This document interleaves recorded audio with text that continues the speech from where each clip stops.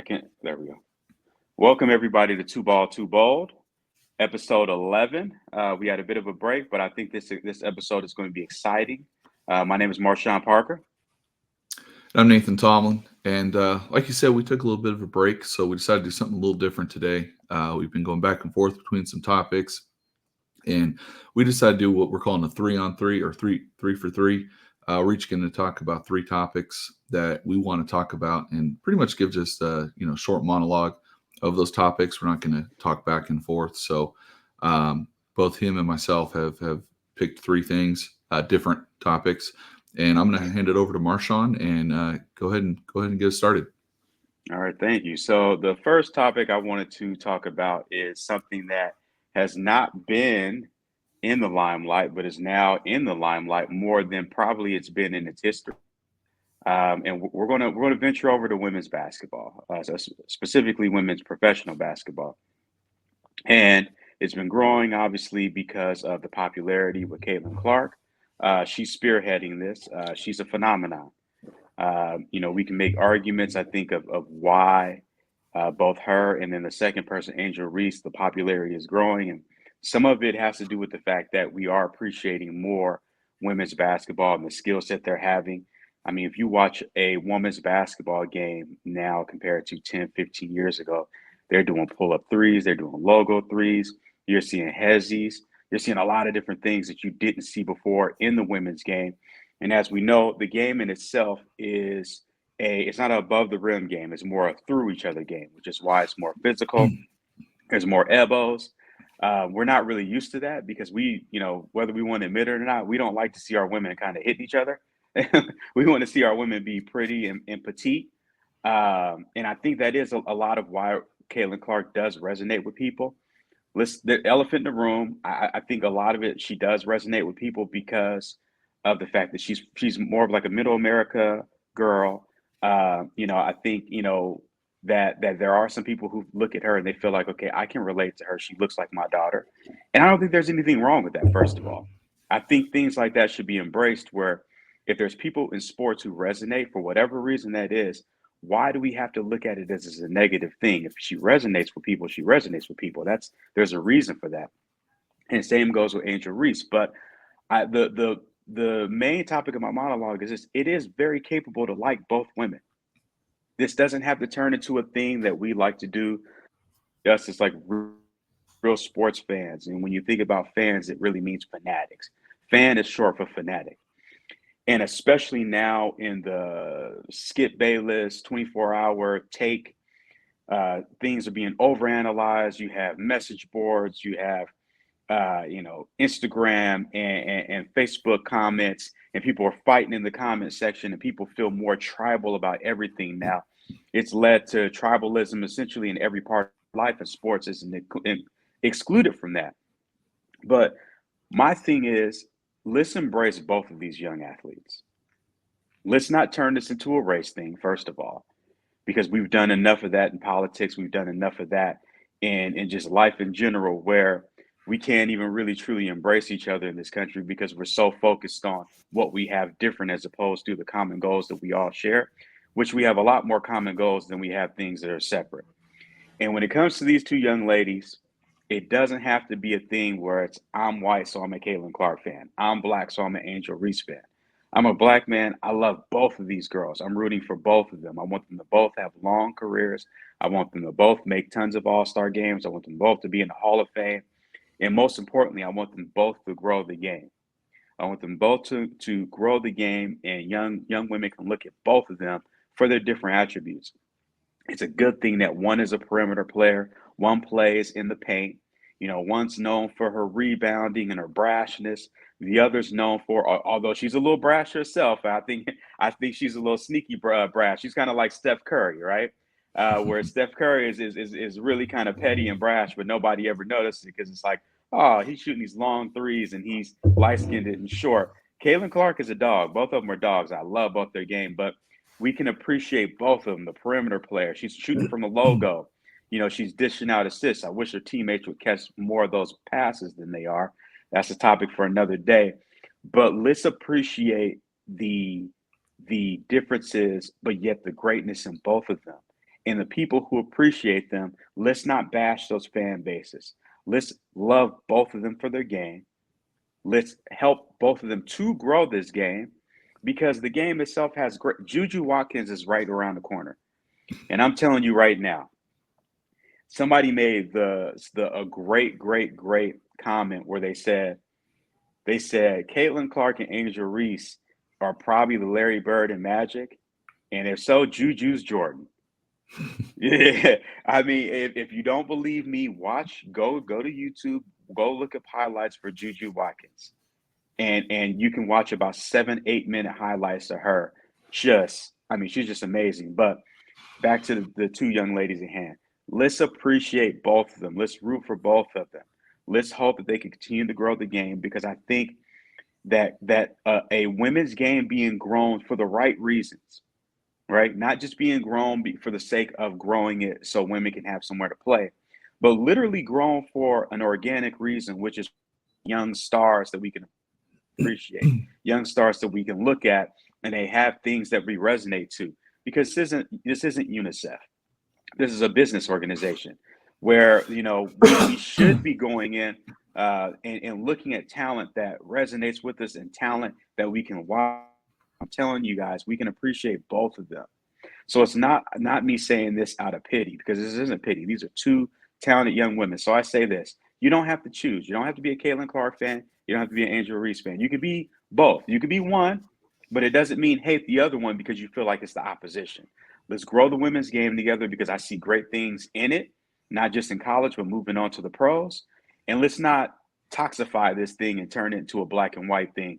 Let's enjoy the talents for what they are. That's awesome, man. You make a lot of good points, and I think the one thing just to take away is, you know, I always feel like you should root for everybody to succeed. You know, in order for you to succeed personally, it doesn't mean other people have to fail, right? So Yeah, I think if you take that with it, I mean, you can like one better, have a of favorite course. player, but you don't have to hate on somebody too. So I do like that. Made some interesting points. So I'm going to segue that into some basketball, my basketball topic, which is the NBA offseason. It's been pretty interesting, and I just wanted to point out a couple teams that were offseason winners and kind of what they did and moving forward, how these teams are going to be successful. One is obvious one. I think they had the biggest free agency splash, and that's Philly, right? They locked up PG-13 for 4 years. They re-signed Tyrese Maxey to the max contract, 5 years. They re-signed Kelly Oubre, who had a very good year, to 2 year contract. Under the radar signing, they signed Andre Drummond to a 2 year, I think it was like $8 million contract, Wow. pretty inexpensive, 10 years, something like that, to back up Embiid. And that's so important because we all know Joel Embiid is, when he's on the court, he is a top 5 player in the NBA, right? He is elite. There are very few players that are better than him. There's really only one other center that can compete with him, and that's Jokic, and really neither one can guard the other. So they're almost like a wash when they're on the court together, right? Andre Drummond is as elite of a rebounder as we've had in this league since peak Dwight Howard. Okay. Last year, and keep in mind, Andre Drummond's only 30 years old, by the way. I feel like the guy's 40, and they've been talking about him being washed up for years. He's 30. He is an Wow. elite rebounder. Last year on the Bulls, 18.9 rebounds per 36 minutes. That's more than one rebound every 2 minutes. For his career, he gets 25% of the rebounds. What that means is his rebound percent is 25, which out of every 4 missed shots while he's on the court, and there's a rebound that's grabbed by a person, not one that goes out of bounds or things like that, Mhm. he gets 1 out of 4. Defensively, it's 1 out of 3. Offensively, it's about 1 out of 6. He's an elite rebounder. He can play those big minutes when Embiid's out, but then when Embiid's playing, he can play 12 minutes, and guess what? Those 12 minutes, he's going to give you 6 points and 8 rebounds. I mean, great signing. And then they drafted Jared McCain, who was a shooter from Duke. He's going to be able to play alongside Maxey, I think, pretty well. Probably not right away, but over the course of the next few years.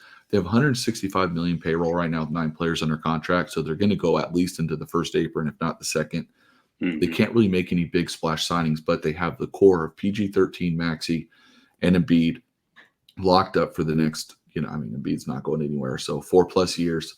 Um, and the biggest question for them is going to be health. If they're healthy, they're going to be in it in the end in the East. I hate this team with a passion. Uh, the Boston Celtics, man. And they won by really standing pat. They were by far the deepest team in the NBA. They could have, I honestly believe they could have survived an injury to one of their guys, which they did. I mean, Porzingis missed some time and still won. Um, Granted, the East did have a lot of injuries, but I still think they were better than all those teams anyway. I think they were the best team in the NBA from beginning of the year to the end of the year. They re-signed Tatum, the biggest contract in history. They re-signed Derek White, who's all defensive player, 4 years, like 120, almost 127 million. They drafted Baylor Shireman from Creighton, who it fits their system perfect. He's 6'6". He is a very good rebounder for his size. He can shoot, but he can also create a little bit off the dribble. I was talking to one of my friends who's a Celtics fan that listens, so I hope he's listening to this one. He's like a Sam Hauser plus, because he's maybe not quite as good of a shooter as Sam Hauser, but he does everything else better than Sam Hauser.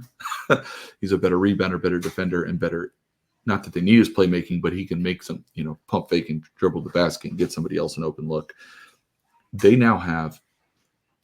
have 198 million payroll. They're done. They're on the second apron. They can't, which means that they don't have a mid-level exception. It's like 5 million or something. But they have 14 players under contracts. They don't need to add anybody. They have Tatum Brown, Drew Holiday, and Derek White for the next 2 years. 3 years if Holiday picks up his player option. You have Tatum, Brown, and White guaranteed for the next 4 years, and you have Porzingis guaranteed for the next 2. The Celtics have a very, very good chance of being a dynasty. The East is top heavy. If you're top 4 in the East, you're making it. I think there's 4 teams in the East that are going to be any good. After that, I think they're not going to be able to compete with these teams depending on health. I still think Boston's better than all these other teams. The one other team in the East I want to talk about is actually, believe it or not, the Brooklyn Nets. The Brooklyn Nets absolutely fleeced the New York Knicks. And the New York Knicks did it again. They can be happy about getting Mikal Bridges, but at what cost? Listen to this. Mikal Bridges has never made an all-star game. Now, he's a good player. He's not even going to be the best player on New York, right? That's Jalen Brunson. So he's going to be the number 2 option. He's going to go back to scoring 15, 16 a game. Elite defense. He's a type of player that Thibodeau is going to like. They're going to have a pretty decent team, but they also lost Hartenstein, which I'm going to get to in a second. But Brooklyn, they traded Mikal Bridges to the Knicks for an unprotected 25, 27, 29, and 31 first-round pick, plus a protected 2025 first-round pick from Milwaukee, and a 2028 unprotected pick swap. So if somehow the Nets are better than the Knicks in 2027, 28, then in 2028 they can swap those picks. Now, segue on this with Brooklyn. They got Mikal Bridges in the KD trade. You know what they got for Kevin Durant? They got Mikal Bridges, Cam Johnson, who they locked up as a rotational wing player. They also got the 2023 first-round pick, which their first-round pick and the Suns' first-round pick were right next to each other. They picked Derek Whitehead, and Noah Clowney. So one of those was from the Suns. Also, the 25, 27, and 29 first-round picks. So they turned Kevin Durant, who they signed as a free agent, into eight unprotected first-round picks, possibly 9 first-round picks, and a wing player. That is absolutely incredible. Not to mention, they had traded for Harden, right? And they lost the 22, 24, 26 first-round picks and 21, 23, 25, 27 swaps. 4 of those are already done. They're talking to Houston, and they switched trades back basically to give Houston to get their picks back from Houston. Houston's got the Suns picks for a couple of these. They kind of switched they're trying to make a trade for Kevin Durant. So we'll see if that works. But absolutely incredible, right? An incredible haul. Brooklyn is rebuilding the right way. They learned from the past when they traded for Paul Pierce, Kevin Garnett, and basically gave the Celtics a championship, as we found out with all the draft picks. And now, listen, the Nets are sitting in a position where if they draft well, they'll also have free agent cap space, plus they can trade first-round picks for other stars. Look, the Nets, give them a few years, and the Nets are going to be contenders.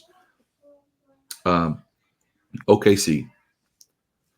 They probably the what a lot of people are looking at as an overpaid free agent, Isaiah Hartenstein, for 3 years and 87 million. So they're sitting at 158 million payroll right now.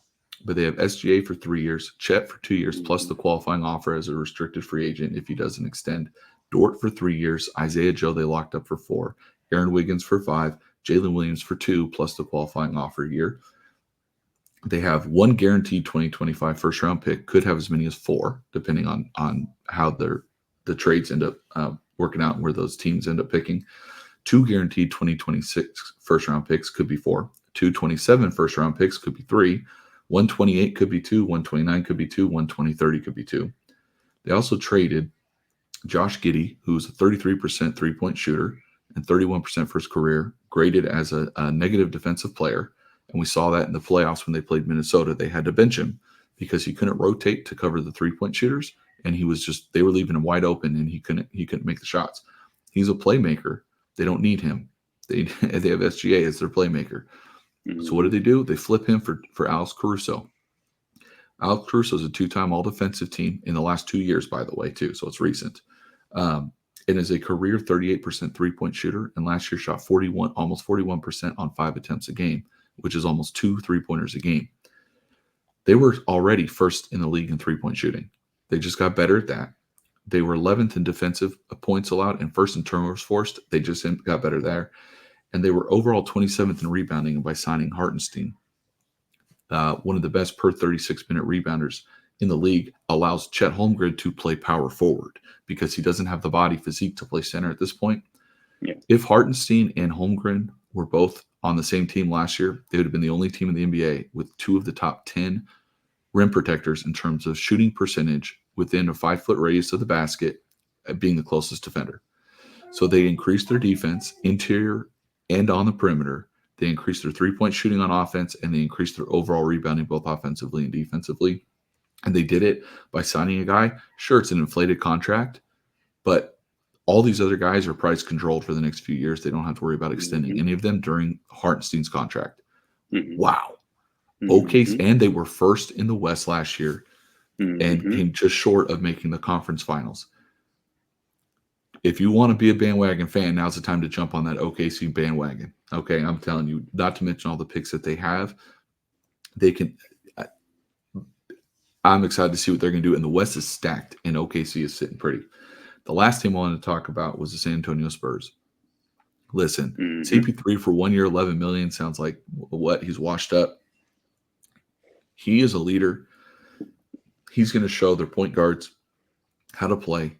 He's going to show Wembanyama how to play off a pick and roll better, more efficiently, right?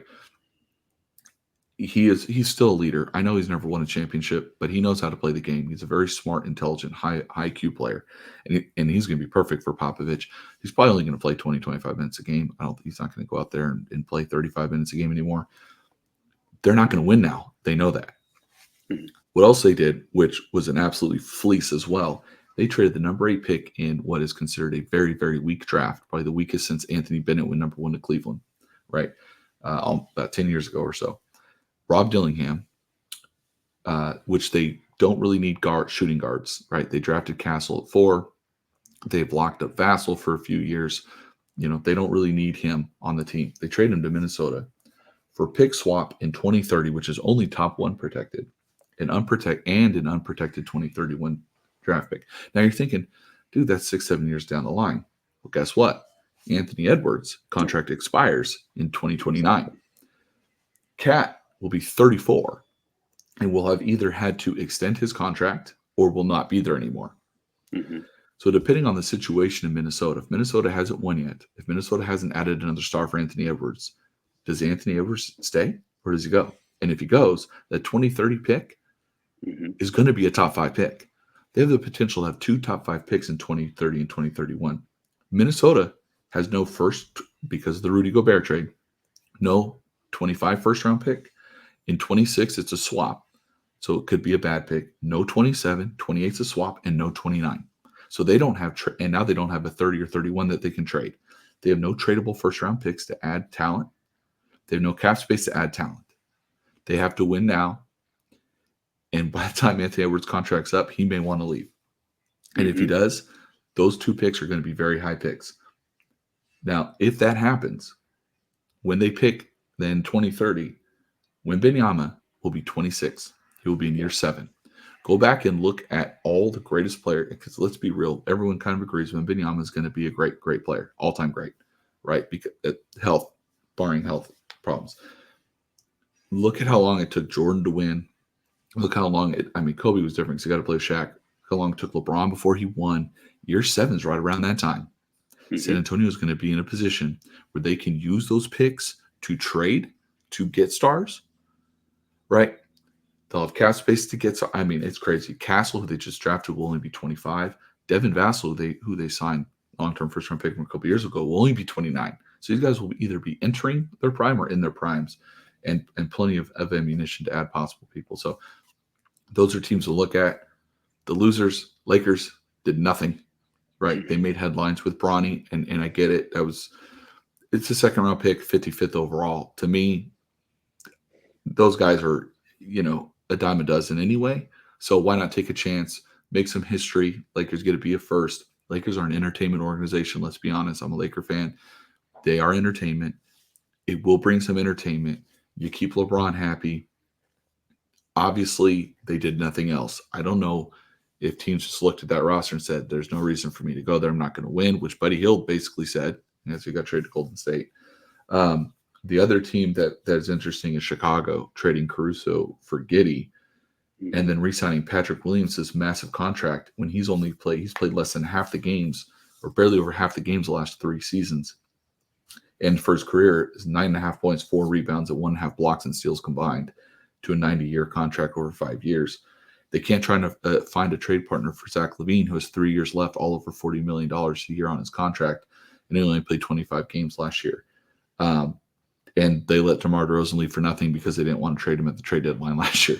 So the Bulls stay in mediocrity, if that. Lakers kind of the same thing, playing team. Um, but yeah, so those are some of the off-season tidbits that I thought were pretty interesting for the NBA. Nice. I like KCP to Orlando.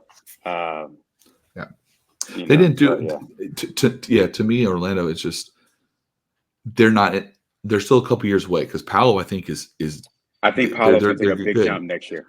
But the top 4 in the East, I think, Yeah, yeah, yeah. No, Philly, no, no. Boston, Yeah, New York, and then if Milwaukee's healthy, I don't think yeah. they compete with them yet. You know what I No, mean? no. So I do like the signing. They'll be better, Hmm. but are they going to beat those teams? I don't. No, Again, no, no, barring no. health, I don't think so. No. So my second topic, and this one's going to be lengthy. So I'm gonna try to keep it from not being too lengthy. But we're talking about basketball, and we'll start off with a little story time. Um, I I used to be a big Kobe fan. Kobe fan when he was number 8, right? Number 8 with the afro.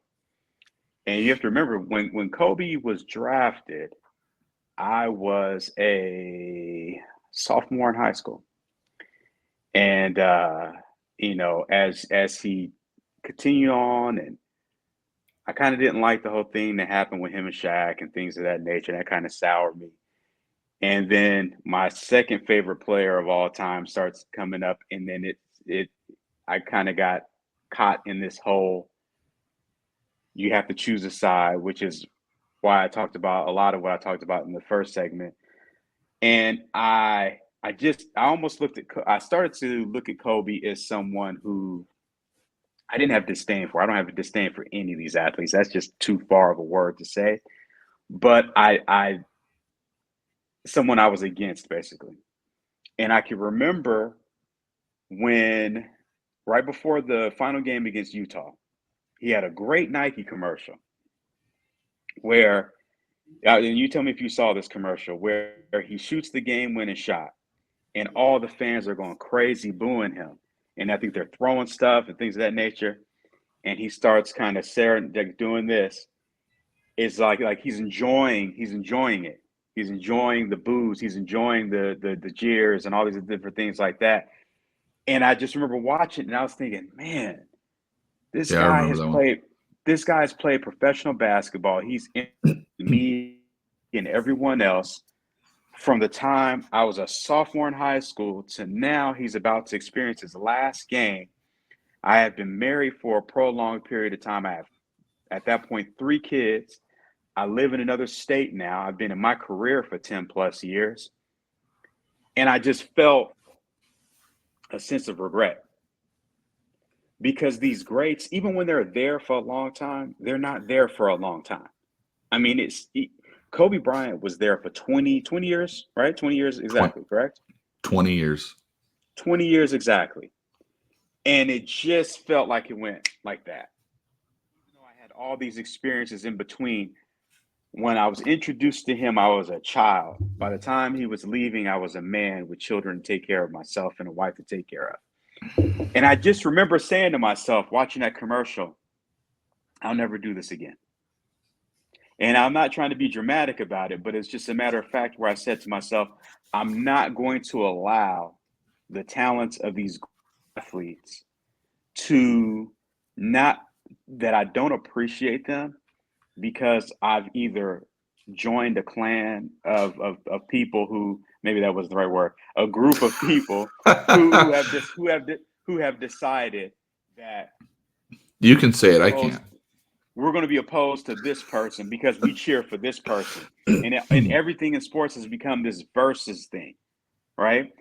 Or he's not on my favorite team. So every time I see him, I'm going to boo him. Look, if you want to say, hey, you know, if they're playing against my favorite team, I'm not going to cheer for him. But the rest of the time, I'm going to fully appreciate his talents. That makes sense. And I just, like I said, there was a ton of regret that I felt in that moment of saying, I used to root for this guy. And somewhere in this path, he became somebody I rooted against, even if he wasn't playing against my favorite player or favorite team. Now, let's fast forward that to now, where sports has become even more ridiculous and even more tribal and even more versus. Hence, again, as I talked about in the first segment, and I've had these questions pop in my head a few times, but it didn't dawn as clear to me as until this moment, where as people who probably watch this, and you as my podcast and brother know, LeBron James is my second favorite player of all time. AI is my favorite player of all time. I mean, I think AI was just, you know, he's a little taller than me, Pound for and pound, man. Whew. he was just like he's one of those guys where people who grew up around like in the time of like a Babe Ruth or Willie Mays or things like that, where they're like, you just have to be there. That's AI. Because if you look at his stats, you'll be like, oh, he only shot this from the field and he didn't shoot threes good and this and that. But I would just say like those guys who've seen those folk hero type of athletes, you just had to be there. So appreciate it. But this was kind of the straw that broke the camel's back where I said I got to ask this question. So the Lakers are going through their offseason, as you addressed a little earlier. And the story comes out, hey, LeBron James is willing to take a pay cut. He's willing to take to get more guys in that can help them win. The comments were littered with this. Oh, of course he wants to take a pay cut. He wants to just build another super team. He always needs other around him. Oh man, he can't do it by himself. He can never win by himself. He always wants the easy path. He always wants to have other players, other good players that plays with them. Now, listen to what I just said. Okay? Now, let's fast forward. They strike out, as you mentioned earlier.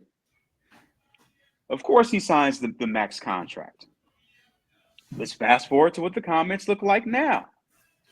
Now the comments are littered with, of course, he takes the full amount. He's always selfish. All he thinks is himself. He's a billionaire. He could have took a pay cut so they could sign other players, but all he thinks about is himself. He's been selfish his whole career.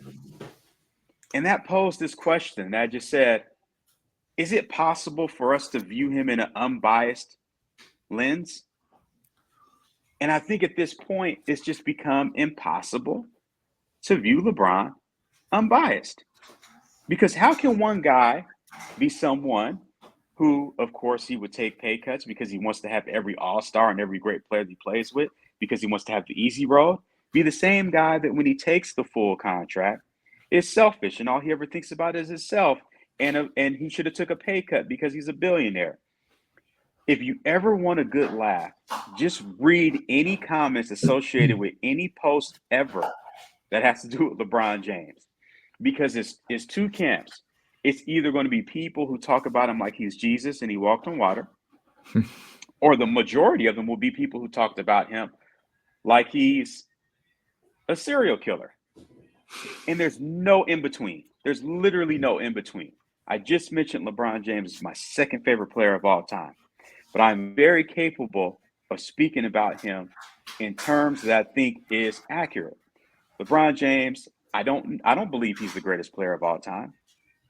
I believe he's my second favorite player of all time, and I've been more entertained watching him than any other player that's not named Allen Iverson. I think the most fun I had watching basketball was when him and D Wade were throwing alley oops and throwing, passes from full court, and they were playing hellish defense, and it was the most athletic I've ever seen in my life.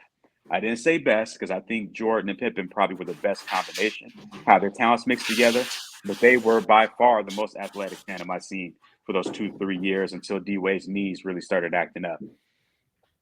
I think that he is what you would say is a savant where we've never seen a guy who was on a Sports Illustrated cover at 16 years old, and I think it's fair to say he's lived up to all the hype and probably superseded that hype, even if he's not the greatest player of all time. He's been 27, 7 and 7, 21 years. We never thought we would see that. He's never cheated the game. Now, when I say cheated the game, I mean this. Yes, he switched teams. He's never demanded a trade.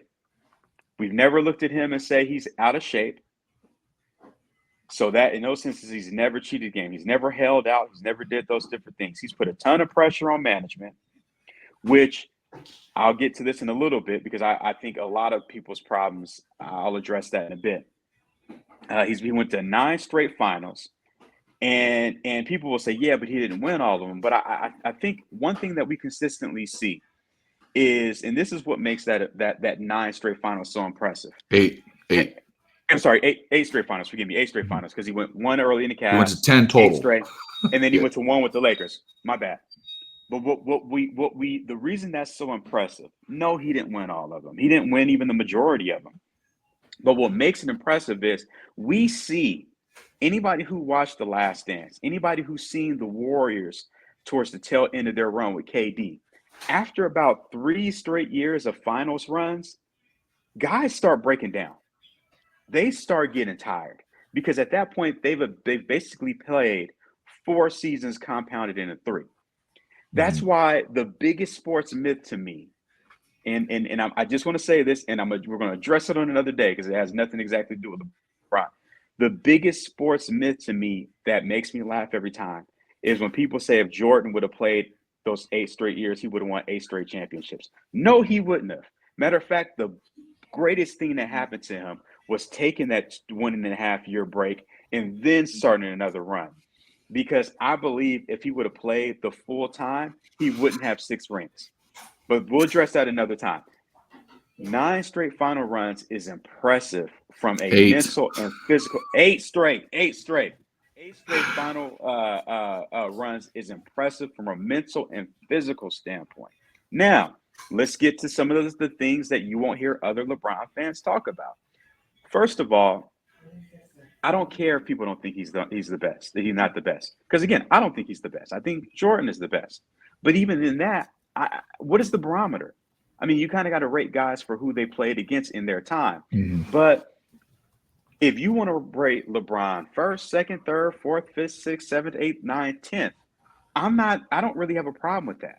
I think if you rate him outside, I'm kind of thinking, okay, is this hate clouding your judgment?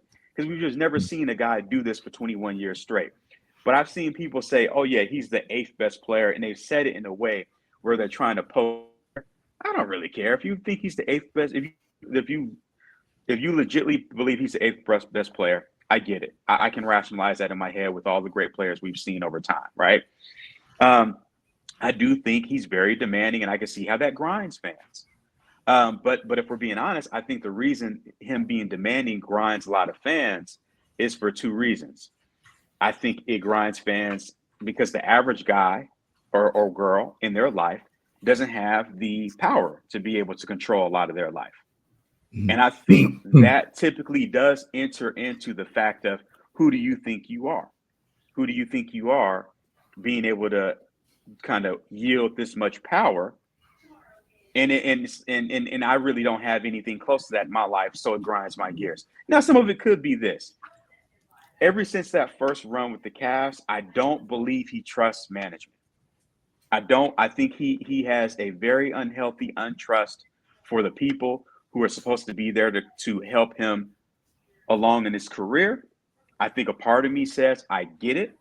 I think another part of me says you have to be able to trust the people that you are saying is a part of this thing. But at the same time, I can understand why an athlete would say, I have a short period of time, and whatever goes on in my career, ultimately, I'm going to be judged for it. So if that's the case, I'm going to wield as much power over it as I can. The flopping thing, it bothers me too. I'm a big fan, but it bothers me too. At the same token, I understand it because he's 6'9", 260. And if he goes through like a freight train and doesn't move when he's fouled, he's not going to get these calls. We've seen that happen. When Shaq used to get literally Shaq. assaulted, and it would be no foul calls because they're looking at him like, well, this guy's, made of granite, and he got slapped across the face, but he didn't even flinch. So I understand the tactic of it, but it still bothers me. There's a lot of other things that he says that has nothing to do with basketball that I don't totally agree with. But again, I think I have a better ability to separate things people say personally with what people do on the court. Mhm. I just, again, 21 years, I think about how my time was where I appreciated Kobe's talents. I didn't appreciate Kobe's talents. And at the end of the run, I came back and there was a sense of why didn't I just appreciate this whole thing here? LeBron James has literally been 27-7 since I was engaged, and I have now been married for 21 years and have 4 kids. That whole time, he's just almost, aside from his rookie year, he's been 27, 7, and 7. And at what point are we as a collective fan base going to stop saying, because the biggest argument is he's not the greatest of all time. And that's the rebuttal of saying why he deserves to be criticized. If the biggest criticism of LeBron James you can say is that he's not the greatest basketball player that's ever touched the court, then maybe you can look at yourself and say, maybe I can't appreciate 21 years of greatness, especially because it doesn't look like it looks like it's going to go on for another 2 to 3 years. And let's please get over the whole Bronny thing. Nobody in the history of sports fandom has ever cared about the 55th pick in the draft. Never. Matter of fact, I challenge anybody without In Googling. basketball. What did I say? Football? Yeah. No. I'm just saying in basketball, not Yeah, in in football. basketball. It's In different. basketball. Yeah. In football, it's different. Football, 55th pick, is different. But I challenge anybody, and I can name it just because I'm a sports geek. But I challenge anybody to name one player who was the 55th pick in the NBA draft. And I can tell you right now, in modern history, I could think of two who made an impact. So let's get to a point. I hope that people get to a point where before his career ends, you don't have to become a super fan. You don't have to become one of these LeBron James truthers who thinks he's the greatest of all time. And it's almost become, as a LeBron James fan myself, I get it because the fans have almost become like Beyonce, like the Beehive.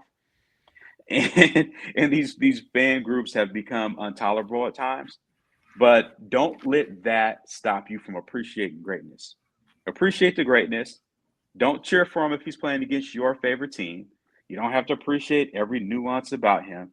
But 27, 7, and 7 for 21 years, pretty much, it does deserve for him to not grow into, but not being the punchline of he's not this because he's not the greatest ever. So let's learn to appreciate his career in totality. and understand that while he's here, you got him for a couple more years. Let's watch the game with some sense of appreciation instead of booing him. Yeah, that's a perfect segue into what I'm going to talk about appreciating greatness while it's happening, because we do have that tendency in sports, as a culture, I guess, just in general. We appreciate greatness once we don't have it, right? It's that old adage, you never know what you got till it's gone. And I do think, though, part of why there is that seemingly only a hate or love for him is social media, because people that are indifferent or that are like, yeah, he's a great player, but like, he's not my favorite, whatever, don't comment. The people that go out of their way to comment on these posts are the haters, right? Or the lovers, right? Um, they're one or the other. And it's the same with the media, right? Well, if you just say, yeah, LeBron's great, let's appreciate it, let's move on, no one cares. You have to say something, to your point, Skip Bayless, that's out there and extreme for people to listen. So I do think those things mix in with it too.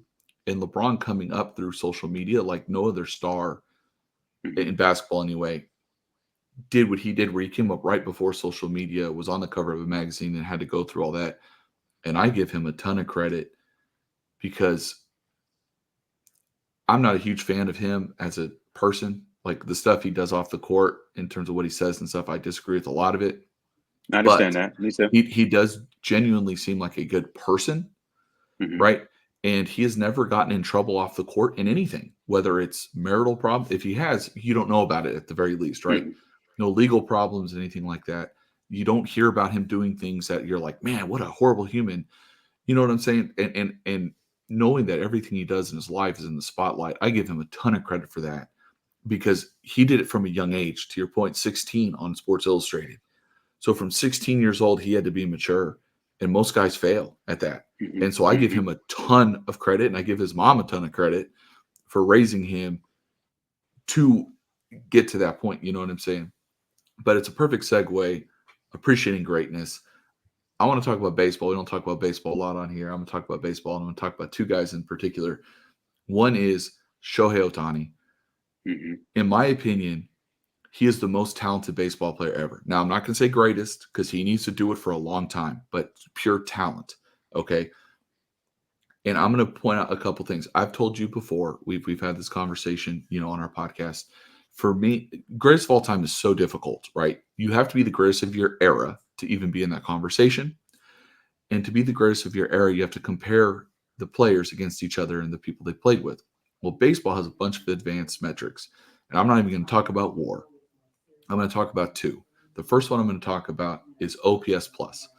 So for those of you that don't know, OPS is on base percentage plus slugging percentage. And OPS plus tries to even the metrics and even the playing field based on the league average and based on the ballpark that you're in.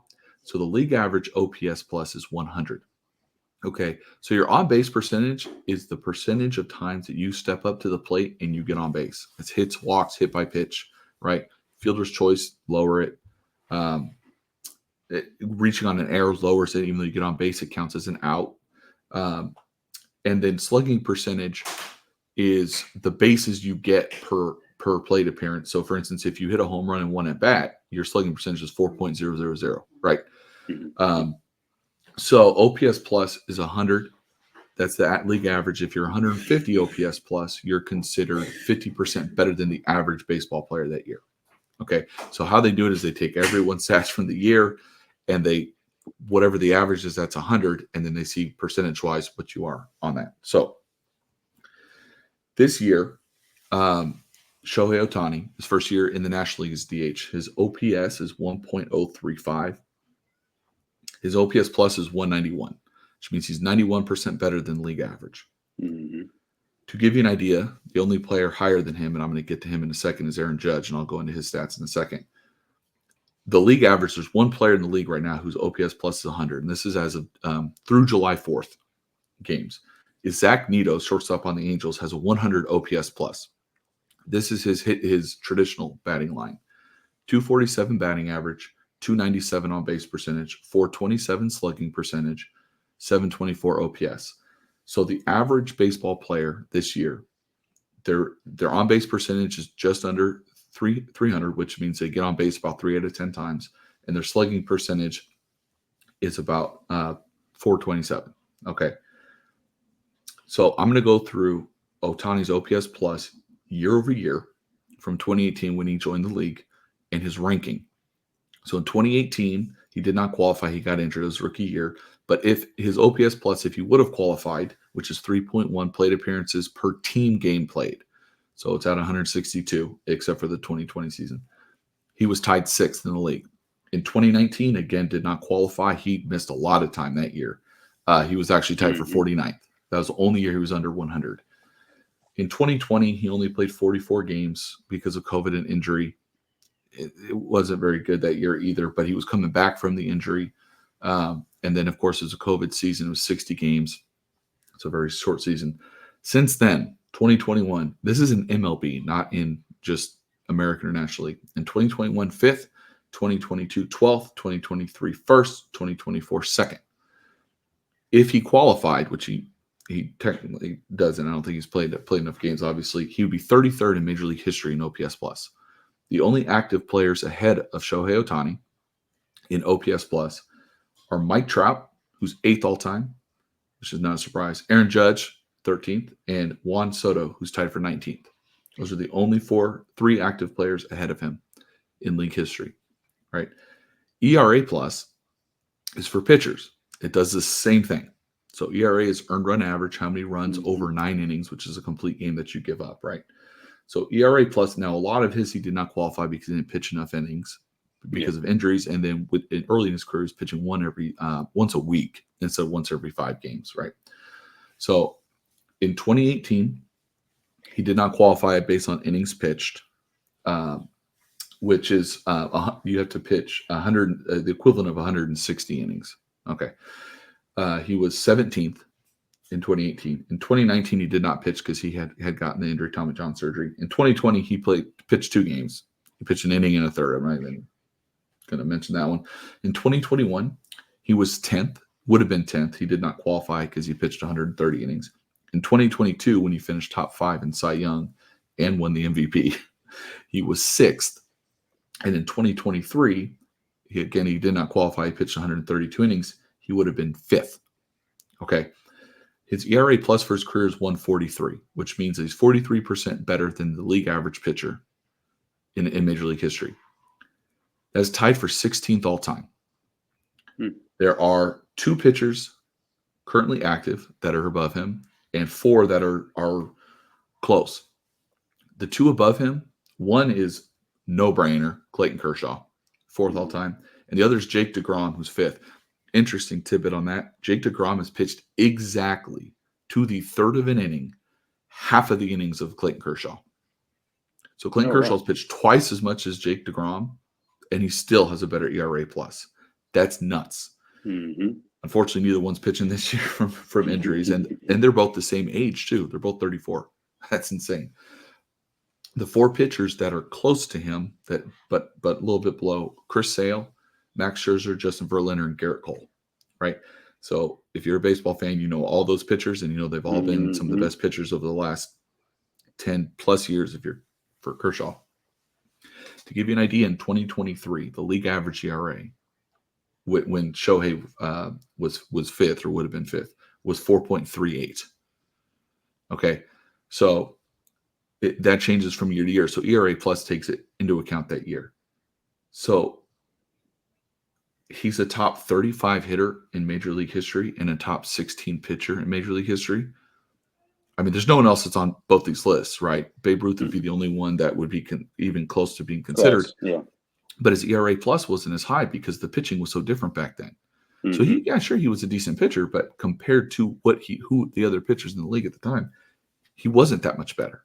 He wasn't like a Shohei Ohtani, right? Appreciate this man and root for him to get back on the mound. He's not pitching this year because he had Tommy John surgery again. And look, he's still hitting, and he's still the second best hitter in baseball this year, which leads me to the other guy who I can't stand the team he's on. But again, you got to appreciate greatness. I don't root. I'm with you on this. I don't root for individual players to fail unless they got to really do something to bug me. but I can root for their team to fail. Right. And that's Aaron Judge. Listen, he's cooled off a little bit recently, but he went on a stretch that was the only other guy in Major League history that had a stretch of 60 games like he had was I think the list was Babe Ruth, Barry Bonds on steroids, and Ted Williams. And if you're in a conversation with any of those three guys, that's pretty special. His OPS plus this year's 215. He had a 210 or 212 OPS plus, 209, something like that, above 200, which means he's twice as good as the league average hitter in 2022 when he hit 62 home runs. So he's actually higher. This would be 45th all time. Now, that doesn't sound great, but give me a second here. They just added all the Negro League records. I have no problem with that except for the individual seasons, and here's why. There are seasons on this list that guys had less than 100 plate appearances. I'm sorry, that's not even a full month. The career numbers, I'm cool with. They should be included. I'm fine with that. The individual seasons, they need to have an asterisk next to them because that's just not even close. The Negro Leagues played less than half the games of the Major League games back then. So the most plate appearances any of these players had in the Negro League seasons was 380. The most Major League seasons, so to even qualify, like I said, you have to have it's like 520 something plate appearances. So none of those seasons would even qualify. So if you take all of those seasons out, which there's a lot of them, you take out Juan Soto in 2020, which was a COVID year. His OPS was 217, so just slightly higher than what Judge is now. And Judge has already played more. He's played almost 90 games. You take out Bond's steroid years. You take out pre-1900s. So there was a few from before 1900s, the really dead ball era. These are the players that leaves. Mark McGwire in 98, he was on steroids. Okay, so we could throw that one out too. You have Rogers Hornsby in the 20s, Lou Gehrig in 1935. You have Ted Williams 3 times. You have Babe Ruth 8 times. Okay, so all those guys were pre-1930 except for Ted Williams with his 3, and Mickey Mantle in 1957. That's it. Yeah. Appreciate greatness. I hate the Yankees as much as the next guy. I can't stand the New York Yankees. I loathe them. I hope they lose every game they play. Appreciate this man. And him and Juan Soto hitting back-to-back. I hate it. I hope they can't re-sign Soto, and I hope he signs somewhere else. Because if not, dude, the Yankees they're going to be good for a long time because I don't care what else they put around them. Those are 2 of the best hitters in baseball, and they will be for the next few years. Soto's a lot younger, but absolutely great. So to your point, appreciate greatness. We are witnessing one of the greatest players in baseball history just because of the ability to do both. He's a unicorn. And Aaron Judge, now this is the second year in 3 years. He has not had, if he's played 100 games, he's hit 30 home runs. All right. His problem has been staying on the field. If he's played 140 games, he's hit 50 home runs, except for one season when he played 147 games, he hit 39. Right. He's already hit over 30 this year, hasn't played 100 games yet. The guy is incredible. Enjoy it. Enjoy watching these players play. You can root for the Yankees to lose, but when he does something special, man, appreciate it. You know what's crazy about both these guys? I mean, if these guys played in the 70s, 80s, 90s, forget before that, but there would be songs made about them. I mean, it's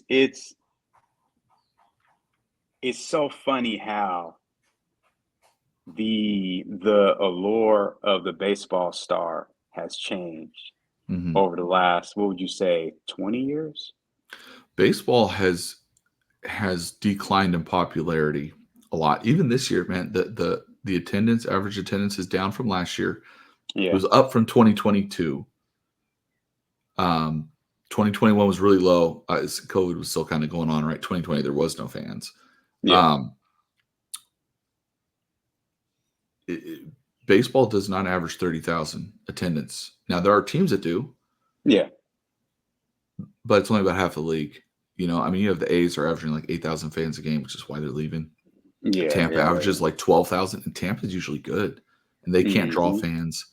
The White Sox don't draw anybody, which they're terrible too. Kansas City's even good this year; they're not drawing fans. Baseball's lost a lot of popularity. So Yeah. lost a lot of popularity, and that I think has a lot to do with that. Even though there's still great players. I mean, there's still Mm-hmm. phenomenal players playing. You know, you're seeing pitchers throw harder than they've ever thrown before. Paul Skeens just set a record for he's the first pitcher ever to have 7+ strikeouts in 9 of his first 10 starts. You know how many the first pitcher ever. No one's ever done that. Right? I mean, it's Yeah. setting a record. Now, granted, strikeouts are at an all-time high, but still, the kid's throwing 100 miles an hour in the 7th inning if he gets there.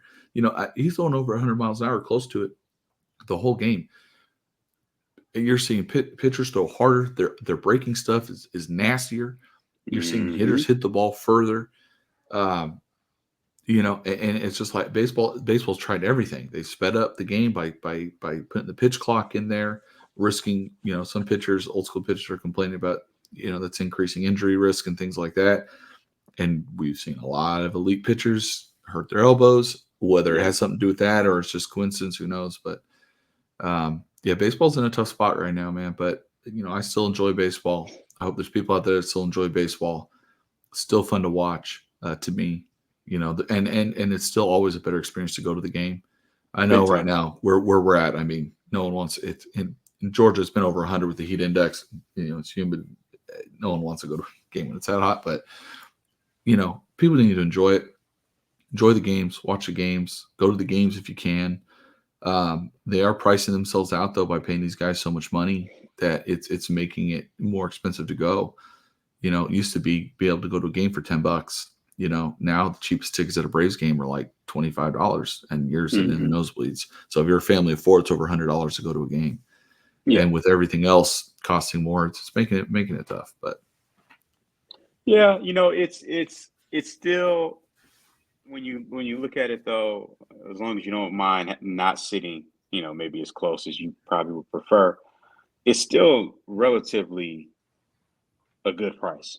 Now the only Mhm. problem is right now, a lot of people are like, well, yeah, I could pay, $100 for tickets, and I could pay an additional, God, I don't know, another $100 for food, so that's $200. Mhm. Or I can actually apply that money towards groceries because Right. groceries and gas and everything's you know, uh, out of pocket. But the sport the pitch clock was the best thing they could have done, and it's so many. I can never pronounce it. It's Paul. I can never pronounce his Skeens. last Skeens. There All we go. Skeens, yeah. But every time I see him, I just think is I just say, okay, is he going to end up a Red Sox or a Yankee? It's because he's going to be one of them. We all know that at Mhm. some point once arbitration ends and once all that, once he can get his big contract, he's going to be one of those two.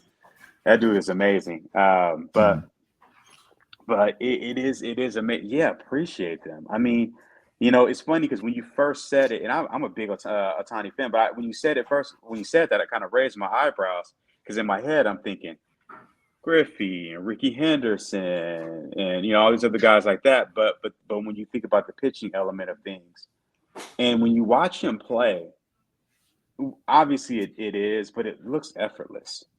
Mhm. And I think a lot with him, he's a big, strong. He's a much bigger, It's a big stronger man. athlete. He's a big guy. He's a Mhm. big guy. And I mean, Aaron Judge, obviously, you can look at him and tell he's massive. But Otani, I think people underestimate just how big of an athlete and strong he is. That dude is amazing. And then Aaron Judge, I mean, I'm sure, yeah, knowing you already knew this, but he was also amazing. Aaron Judge was an amazing tight Everything. end in high school. He was an amazing tight And, end in and high basketball school. player. He was all state in all three, I Basketball, he was think. all state in basketball as well. But You picked the oh right man, sport. he did. He definitely did. Well, I don't know, man. He might have went to basketball, been a six man, Mm-mm. and made more money. No, Nah, that man. was a joke. That was a joke. Signed a I know, $300 I know, million contract.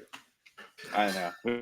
But you know how much you know how terrible it's got to be like an all pro wide receiver, and then like Emmanuel quickly can look at you like you're broke. That dude just signed a $217 million contract. No, actually, I think it was a $175 million contract. Yeah, because he didn't have any And all pros or nothing. Yeah, but yeah. uh, so for my last topic is, you know, the Euro Cup is going on, and And Copa people America. people are concerned about how America's going to do, and you know, it's when are we going to realize America is not happening in soccer? Look, this is For our men's. fifth For men's. for men's. Women is different. This is our fifth tier athletes. Now, mind you, when I say this, this is no shot against men's American men's soccer players.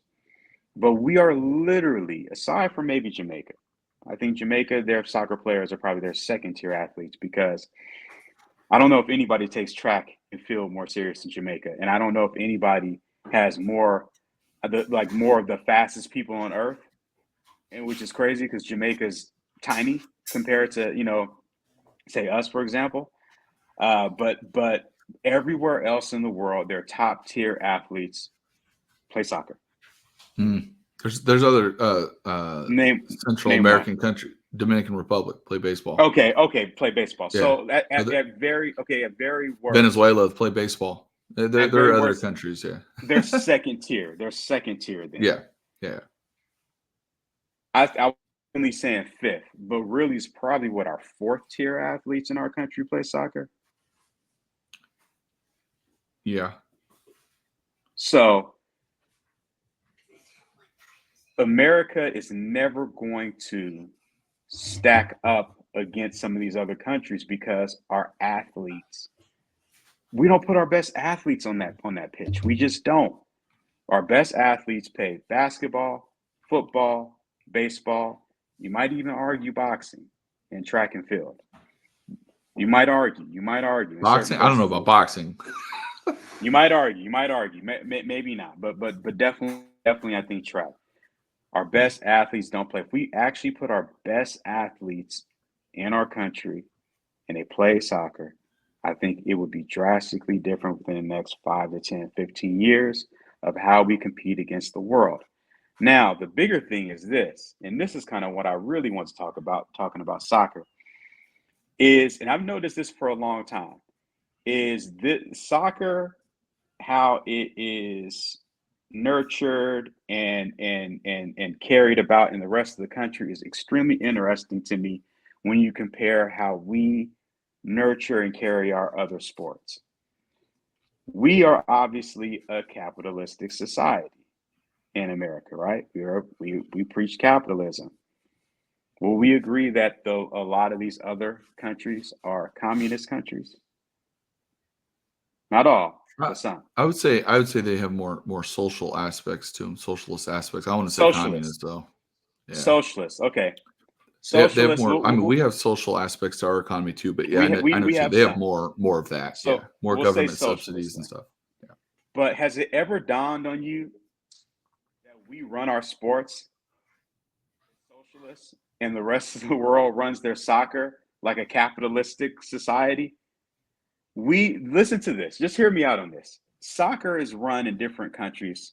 You have so the number one league is the English Premier League, obviously, right? When you look at how English Premier League is not the number one, La Liga in Spain, you think it's this bigger than the English Bundesliga. Premier League? Man, I don't know, man. Look at the teams that are winning the when they do the private clubs win the cups and stuff. Okay, It's one of them, but it's they're yeah. all in Europe. So They have different ones, but yeah. and then when you look at them, how do they run their sports? Is what clubs usually win? The ones that have the most what? Money. Hmm. Right? Because they can buy their players. They can transfer, they can borrow players from smaller clubs. They can literally buy them with a large transfer fee. In these sports, if you don't succeed, what happens? You get demoted. Hmm. You Bottom get three, demoted yeah. to you get demoted to a different league, and you have to earn your way back up into that top tier league. They nurture these kids at a young age where they don't force them to say go to college for X amount of years. They nurture them to be professionals. Mm-hmm. They actually do this with other sports too, but we're sticking to soccer. Look at how we run our leagues. Remember, we're the capitalistic society. We're the cream rises to the top. What we do is we say this: okay, John Doe, you were the best player in elementary. You were the best player in junior high. You were awesome in high school. You were awesome in college. You know what your reward is? Your reward is to go to the worst organization because they have the first pick in the draft. And if you demand to go to a better organization for the rest of your career, we're going to tag you as selfish. So your reward for being awesome at your sport is to put you in an organization that usually has the number one pick because they run an inept organization, because they usually have owners that are cheap, because they typically have GMs that don't know what they're doing, because they typically have coaching that is subpar.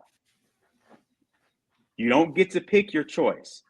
Matter of fact, when you become a free agent, if we decide you're too good and you fulfilled your contract and you deem your talents to be best suited somewhere else, we're going to judge you the rest of your career because you should have stuck with that terrible organization and made them better.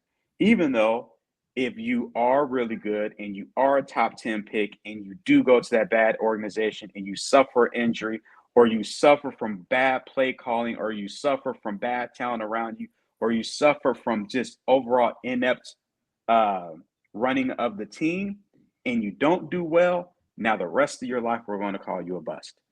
Even though we put you in a situation that was a terrible situation because of the talents that you displayed before that. Why is it? Shouldn't this thing be backwards? Shouldn't it be backwards? That's just the. Once I learned about soccer about 10 years ago, and it just always stuck in my brain that these club teams in these organizations outside of the US, they run their sports in a way that if we weren't stuck in what we see now, you would think how America would run things, and we run it the way you would think that they do. I want you to think about this. We have billionaire owners that spent their life, some of them probably, were born in the, some of them, got it through the mud and pulled themselves up by the bootstraps or whatever it is, but they earn billions of dollars to buy teams. Think about how crazy it is that these billionaire owners will go into these meetings and say, we need to set a salary cap because these guys should only be able to make X amount of money every year. Because the truth of the matter is, if you don't, we're going to overspend and we're going to destroy our own organizations because half of us can't run them right. So because of that, even though I didn't have any cap on how much money I can make in my person, and because of that, I was able to buy this extremely billionaire club exclusive organization, which is the NBA, the NFL, or Major League Baseball. Baseball is different because they don't have the cap. But it's a luxury cap. You can go over. It's a luxury cap, but it's not a hard cap, right? Yeah. But because of that, these same guys go in and say, we need to cap how much this player can. And I always remind people of this. Say a LeBron, a Steph Curry. We've been talking about LeBron too much, so we'll talk about Steph Curry. Steph Curry makes probably what on average, 55 million?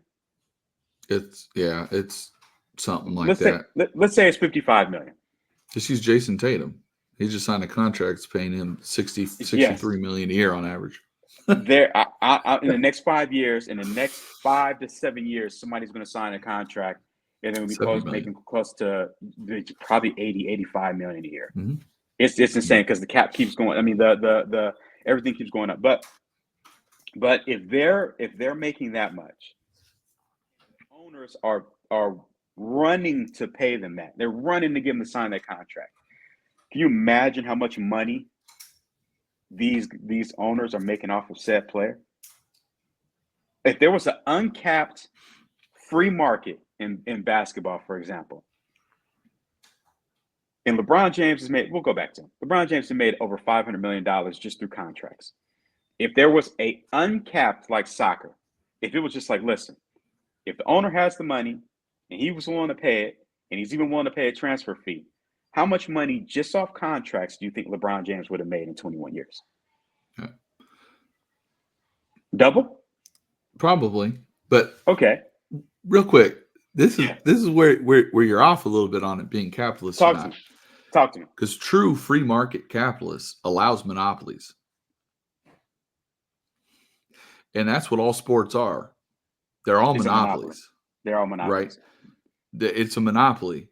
And if you own a monopoly and you're the only Yeah. league that can Yeah. pay, you Yeah. set the pricing. So it actually, believe it or not, is more capitalist Okay. than the other leagues. It's not good for the workers right now. It's a monopoly. Yeah. So if there can be another league that can come up and compete, which at this point it's not going to happen, but if you have another league that can come up and compete, that's when the players or the workers in this case, right? Yeah. That's when their freedoms come up. That's the thing about I was going to say football, soccer, that where you're like, oh, it's capitalist. It is capitalist. You're right about that. But there are options because you have La Liga, you have Bundesliga, right? You have the Italian league. So you have all these other leagues. They're competing with each other. Yes. So there Okay, is that's a good point. no cap, right? That's a good point. So yeah. So it's because it's a monopoly and there is nothing. The European leagues for basketball, and I don't even know if they still have a football league over there, cannot compete with the NFL. They cannot compete. So you are still going to make more money here. So you're stuck to play here. So it actually still is completely free market. It's just that there's the monopoly. Yeah. Okay. That's a good point. That's a good point. That's a good point. But have you just even considered? Mm-hmm. Oh yeah. When you look at all this, because that's an argument for all these players, man. And we're all guilty of this. But that's why free agency for these sports made a big difference, right? Kurt Flood in the 70s. Free agency opened the floodgates to a lot of the players to make more money. Because before you were stuck, you had to be traded. Yes. And if they didn't want to trade you, okay, well, you're on a team. We have your rights, so you can't play. And then once your knee goes out, it's like boom, you're gone. Yeah. But it's I think more than anything, it's how we as sports fans we kind of get into this box of how we see things. And we're essentially on the side of billionaire owners over millionaire players, right? Well, we have loyalty to the team. That's why. Because we root for laundry. We root for laundry. Mm-hmm. I remember Jerry Seinfeld said that a long time ago, and it is true. We root for laundry. You know, it's why you'll see a guy who you were just rooting for the last 7 years, and now that he's wearing different laundry, you hate him. You know, and you hate him because I still love Von Miller, man. Look, get that ring in Buffalo, Von. Get that ring in Buffalo, baby. That's you know how I feel about Josh Allen, but that ain't happening, man. But I just think it was just interesting to me because when I learned more about soccer and how the organizations are run and how the outlook is on soccer, I just remember saying to myself, like, this is really crazy. How much more fun would our sports be if I know we like talking about it and I know we like the combine and the pageantry of the drafts and things of that nature, but how much more exciting would it be if Victor Wembanyama was coming out of France and it was highest bidder, no draft, no who wins the ping pong ball, highest bidder, and you get him. But so and this is where the leagues don't want that is because I'm a Laker fan. Yeah. The Lakers are going to win every year. It's going to be the Lakers. It's going to be the Celtics. It's going to be Miami. the Knicks. It's going to be the Heat. Yeah. Every other team is not. So they don't want that because overall for the whole league, it's bad. If you have the same 2 or 3 teams competing, it's bad for the league. That's why football, the parity in the NFL is phenomenal, right? How they set their schedules because they're limited in games is different than baseball and basketball. You have so many games, you got to play everybody. But in football, how they have the schedule set up, that's what makes it great. You can go from last to first much easier without a big swing in players. in football than you can in the other sports. Not to mention football is so many guys. It's hard to get one Yeah. guy and it just completely transforms your franchise. Like you have to have other pieces there. But yeah, I mean, it would be a little bit of different intrigue. But then at the same time, like, okay, if Wembanyama just goes with the highest bidder, it's like that when guys come, for instance, Shohei Ohtani, right? When he came here, it was kind of shocking that he went to the Angels. They had the money. Yeah. Yeah. And it was also an area that did have a large Japanese population. So those were a couple of things that went into it. But it's when those guys that do come from overseas or the guys from Latin America, it's the same thing. They're not drafted, right? But they have a limit on how much you can spend, right, on Yeah. those players. But it would be interesting. But maybe if you did it like how baseball does it, where there's a fee you have to pay that team instead of the Yeah. draft, right? So No, of you have a course. limit on how much you can offer the player as a contract, and then you have a limit of a fee that you would have to pay. But yeah, I mean, everyone would bid, and whoever has the most money is going to get Wembanyama. You know what I mean? Or even But it's what also different because in soccer, in European soccer, to your point, they groom these kids. That's a bad phrase. they have these yeah, I got you saying. they have these kids, they have these kids they're signed in the under 18 teams, right? So they're playing for these teams when they're 12, 13 years old.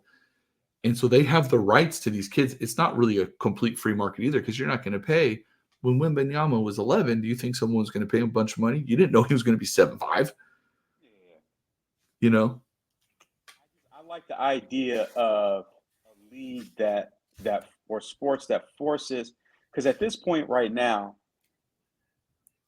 there is a lot of in again tying it back to the LeBron thing is one thing that grinds people gears is the pressure he puts on a management, right? And even I remember David Griffin talked about that, who was his GM on his second round with the Cavs, where he talked about the pressure being the GM for a LeBron James team. And when I heard that, and a lot of people were just like, yeah, LeBron does this and that. He makes it so hard. And I thought to myself, geez, how brainwashed are we that if a player puts a large amount of pressure on the general manager to create a championship atmosphere every year, that's a bad thing. That means that we put way more pressure on the players than we do the organization. I've talked to you before about this, where I talked about the most impressive thing to me about Joe Burrow is that the Bengals didn't all of a sudden become a magically better organization. They just happened to draft two blue chippers 2 years in a row. They drafted a stud quarterback and a stud wide receiver. And those two blue chippers, along with them having some other good players that they happen to get, allowed them to make it to the Super Bowl. But they didn't become a better org. They're still a terrible organization. They still have a cheap owner. And there's never really any pressure put on these owners or the management. I know for a fact, without factually knowing, some of these coaches and some of these GMs, they have meetings where they say, hey, we got the 15th pick in the draft, just giving an example, or 18th pick in the draft. They're projecting that 4 or 5 of these quarterbacks, first to second round grade. If we draft this kid, we don't know if he's going to, but if we draft him, then that's going to give us about another 3-year window where we get paid for another 3 years while everybody figures out if this kid is any good or not. But what it does is, instead of us getting fired after this year, we can get paid for another 2 years. You can't tell me that these conversations don't happen behind closed doors, because it's human nature. Is if the pressure isn't necessarily there, but it's there to keep your gig, guys are going to do what they can do to make sure they're getting paid longer. That doesn't necessarily mean they're going to do what they need to do to create a championship atmosphere. It means they're going to do what they can do to prolong their clock. Does that make sense? And I Yeah. know that I'm pretty sure that happens a lot, especially in NBA and NFL. And I just look at some of the arguments that owners have, and we just fall for it, man. We fall for it the owners are just like, yeah, man, this guy, he wanted way too much money and we couldn't pay that. And we're like, oh yeah, forget him.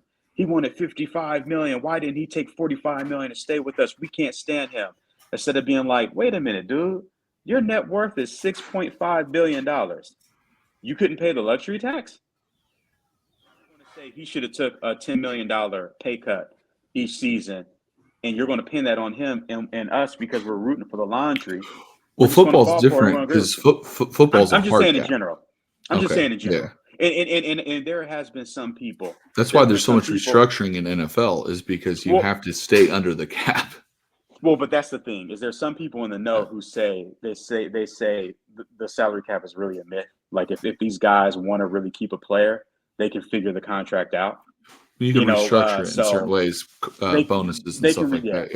Yeah. they can restructure it, and then obviously in the NBA you have the apron and you have the luxury tax. I mean, like this is gonna be the first time in I think 6 years that the Clippers and Warriors. I mean, the Warriors. Look, say what you want to about the Warriors.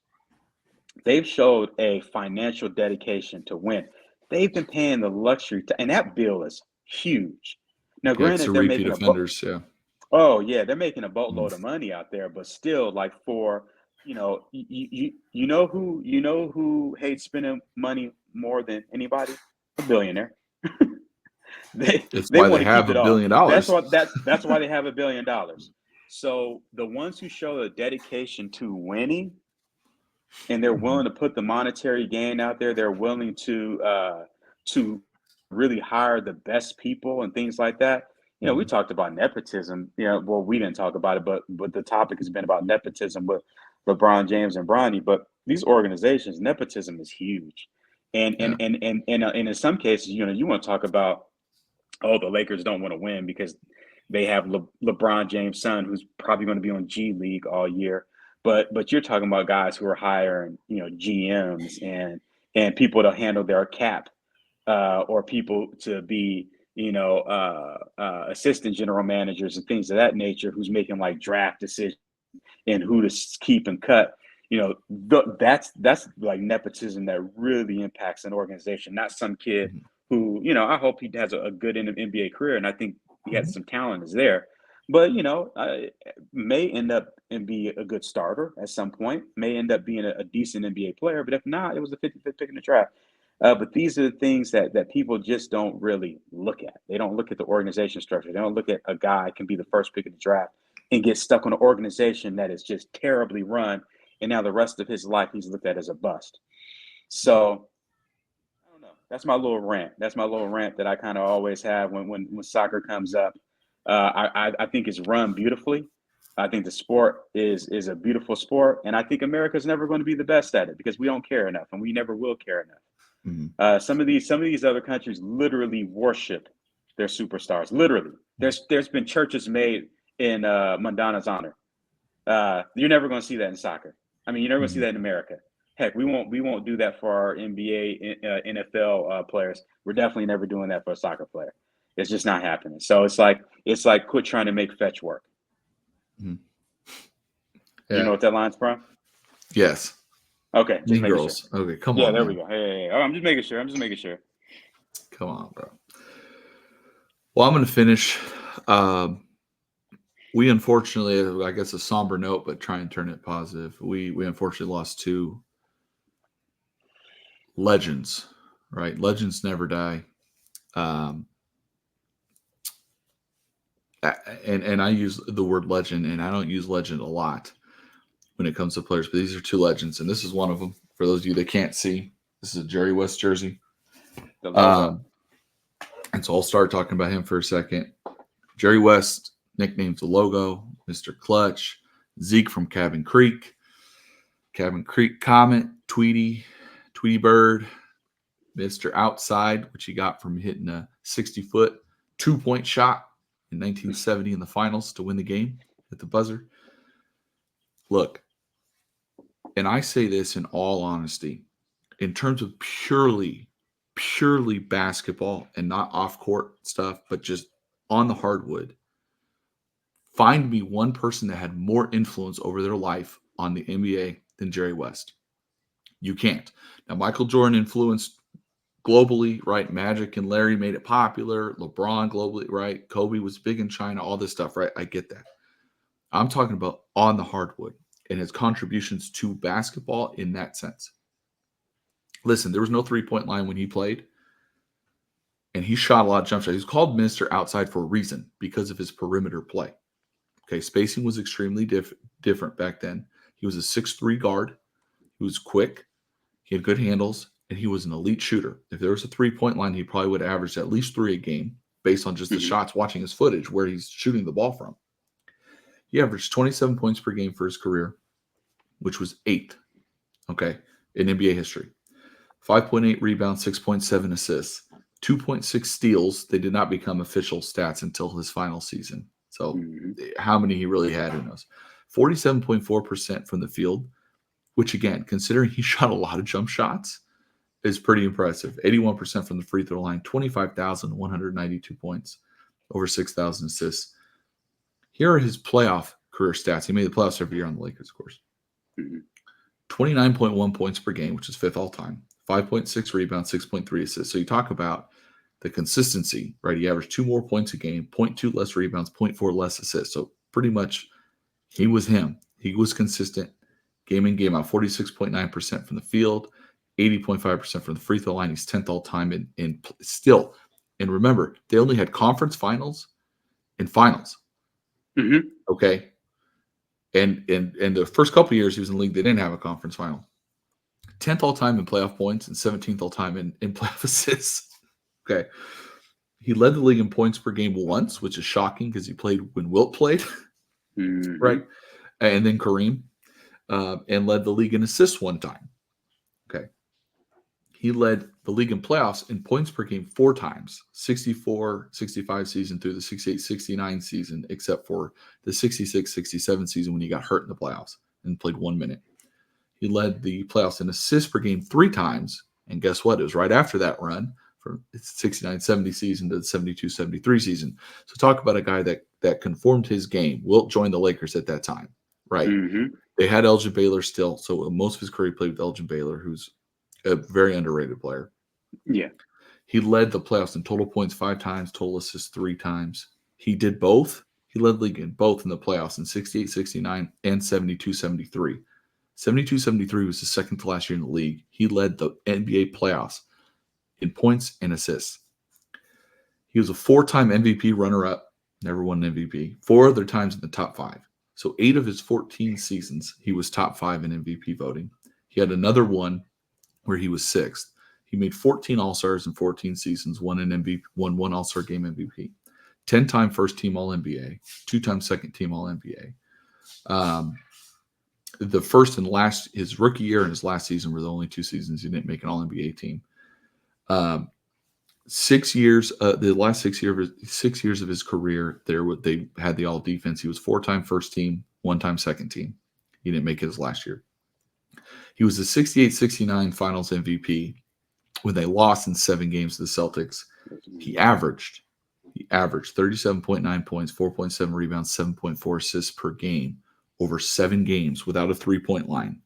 In the NBA Finals, they lost to Celtics. He's still to this day is the only Finals MVP from a losing team. The only other one that's come close, you can argue, was LeBron in 2015.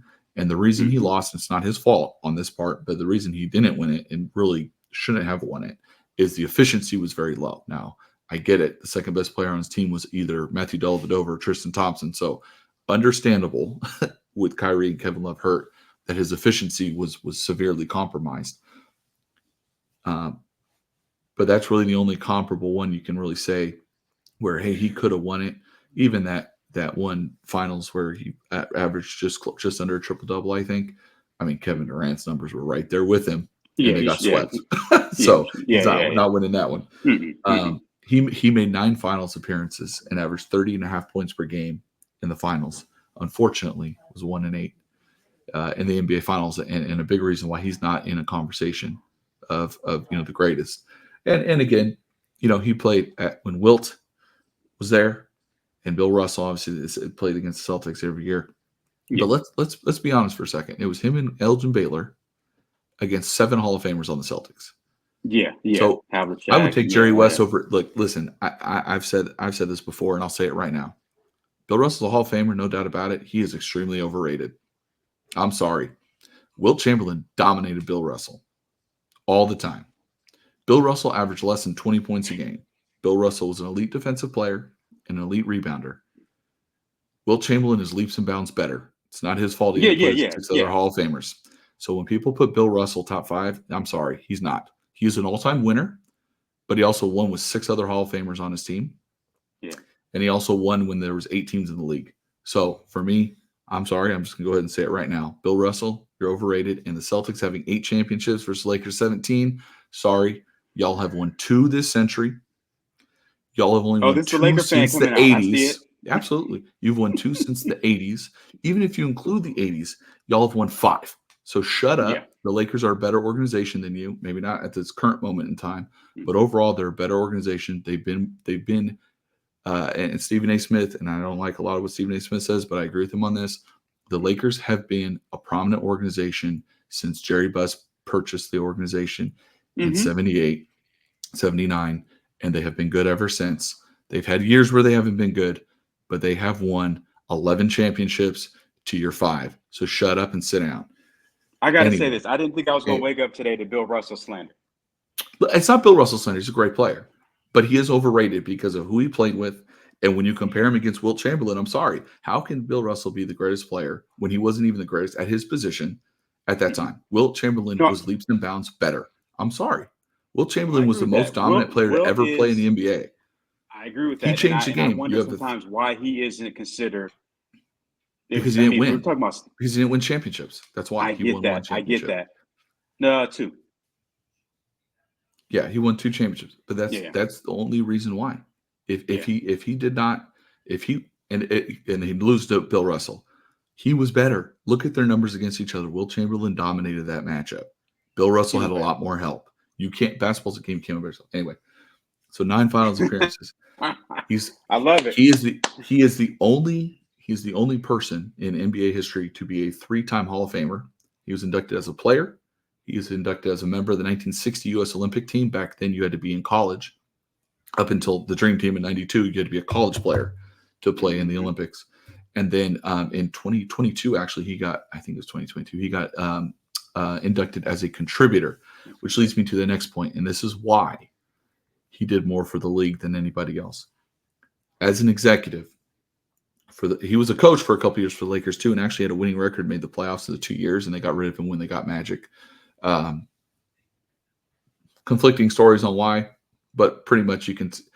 Magic was if Magic played now, he would have the same criticisms LeBron had, where he tried to have Yeah, management do things. Okay, and I like yeah. Magic, but you can tell he's that way. But anyway, 82 to 2000, 18 seasons on the Lakers. They won 3 championships during his time, but let's be real, those 2 championships after 2000, he had a lot to do with. Mhm. And even before then, he was a coach on the team when they got Kareem.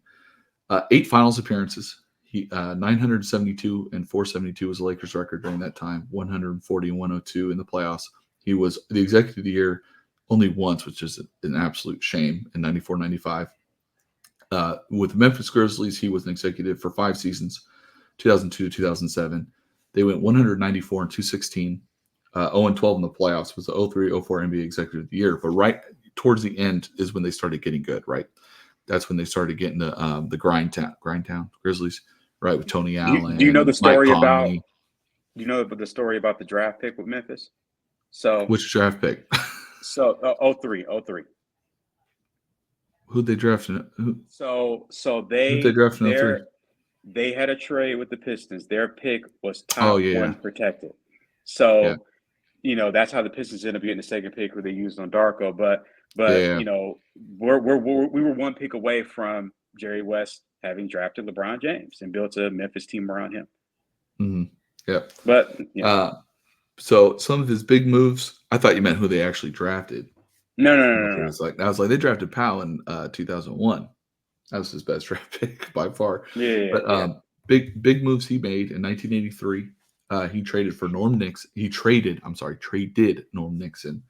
Um, and Eddie Jordan, 2 second-round picks to the Clippers, and got Byron Scott, who was a perfect Mm-hmm. wingman for Magic Johnson. Norm Nixon was Mm-hmm. an on-the-ball guy. Byron Scott was a better shooter and a very good defensive player. In 1987, traded a couple guys you probably never heard of: Frank Burkowski, Peter Goodmanson, an 87 first and a 1990 second round to the Spurs for Michael Thompson, Klay Thompson's dad, who was a Mm-hmm. defensive guy and came off the bench. Obviously won a couple championships with the Lakers. In 89, he selected Vlade Divac, 21st overall. Now, go back and look at this draft. There's a couple Hall of Famers. Tim Hardaway is in this draft. There's a couple other good players. He Gary led Payton. that draft class. He led that draft class in win shares. Hmm. Vlade Divac. Okay. Yeah, you lose that bet. And of course, was traded in 1996 for the 13th pick, who he told Charlotte to draft, which was Kobe Bryant. Mm-hmm. In 1993, he selected Nick Van Exel in the second round. He was a multiple-time All-Star. In 1994, he traded the 95 first-round pick for Cedric Ceballos. Why this is important, in 1997, before the trade deadline, he traded Cedric Ceballos and Ramil Robinson to the Suns for Big Shot Bob. And they got Robert Horry and Joe Klein. And he was in love with Robert Horry from when he was in college. He was trying to draft him. They just didn't get a high enough draft pick to draft Robert Horry. He loved Horry. Jerry West saw what the NBA was becoming, and Robert Horry was a perfect fit. Robert Horry could play in today's NBA. I mean, he'd actually be a star, I think, in today's NBA, to be honest with you. Stretch four? You think a stretch four? Absolutely. But he had at that point when he was younger, his defense, he could guard anyone but a point guard. Long arms. He did that, pull the chair out from under you and everything. He was a perfect, and he was so unselfish, and he was a perfect role player for a champion, which is why he has 7 rings, right? Yeah. I mean, granted, he played on some good teams, but he was a big reason why these teams won. In 1996, of course, he signed Shaquille O'Neal. Mm-hmm. And then in 1997, big signing, he signed Rick Fox away from the Celtics. And that was huge. And again, Rick Fox, another guy that he liked because of his size and his defensive capabilities and his ability to shoot, around Shaq. So then he leaves. He goes to Memphis. There's nothing hugely that he did because Memphis they never won, right? So in 2011, he becomes a special consultant for the Golden State Warriors for 6 seasons till 2017, when, according to him, I don't think it was his choice to leave. I think Golden State kind of said, all right, here's the door. And that's why he ended up going to the Clippers. But in 6 seasons, they were 328, 148. The first season there, they were 23 and 43 as a strike shortened season. So they were 303 and 105. Okay. 56 and 25 with 2 championships and 3 finals appearances. And obviously, because of that, was the architect of their next championship that they won. Here's what he did. 2012, drafted Klay Thompson, or was a consultant for drafting Klay Thompson. 2013, drafted Draymond in the second round. In 2013, traded for Andre Iguodala in the 3-team trade. Traded Andres Biedrins, Richard Jefferson, Brandon Rush, a 2014 first-round pick, a 2016 second, a 2017 first, which was the last pick of the draft, and 2017 second round and 2018 second-round pick for Andre Iguodala, who, of course, was a Finals MVP. In 2014, he actually threatened to resign if Klay Thompson was traded for Kevin Love, and said Klay is the perfect player for Steph because of his shooting and his defense, which would be able to mask Steph's lack of defensive ability. In 2014, he made the tough decision to fire Mark Jackson, who did pretty good, got him to the playoffs, and hired Steve Kerr, who was a front office executive for the Suns. Remember? In 2014, he also signed Sean Livingston. Sean Livingston was a huge bench player for them, a huge that one of the worst injuries I've ever seen in my life. Yeah, and one of that little mid-range, he completely transformed his game and got that mid-range game. And then obviously in 2016, he influenced Kevin Durant to join, saying his skills would be better used in Golden State than anywhere else because of his ability to shoot, his ability to score, and he won't have to have the ball in his hands. And how they played. And boy, was he right. And then he was the Clippers consultant the last 7 years until he passed. And it's the Clippers, but that was the best 7-year stretch of the Clippers. He had to make changes, got rid of Doc Rivers. Doc Rivers, I get he won a championship. I don't think he's a good coach. He's had plenty of talent. He blows leads. And to me, when you see coaches in a series, that's when you see how good they are. Tyronn Lue, to me, is a far superior coach. I like Tyrone Lue. I think Doc Rivers is extremely overrated. I don't know what the Bucks were doing. He won a championship with prime Kevin Garnett, prime Paul Pierce, and the end of prime Ray Allen. Mm-hmm. And LeBron didn't have the horses on his team yet to compete. But anyway, obviously signed Paul George and Kawhi Leonard, led them to their first conference finals that they've ever had. And it's sad that that's the peak. Injuries played a big part. If they didn't have injuries, who knows what happens? That COVID year, who knows what happens? But we did see that. So everything he did, I think you have to put him as probably the biggest contributor to the NBA in history based on everything he did.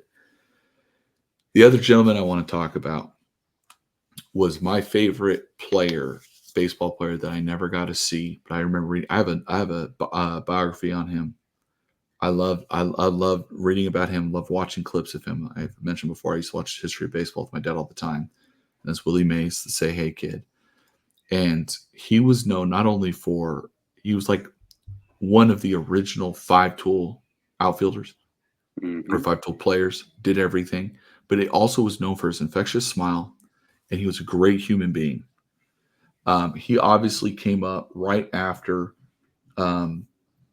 Jackie Robinson broke the color barrier, so he was a little bit younger. Jackie was in his mid-20s by the time he actually got the opportunity, right?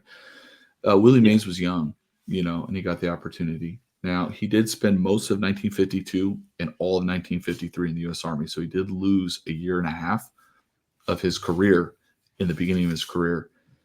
And I remember reading the story. Leo DeRocher, who was the manager of the New York Giants at the time, Willie Mays came up, and he struggled a lot. And he got sent back down to the minors before he came back up.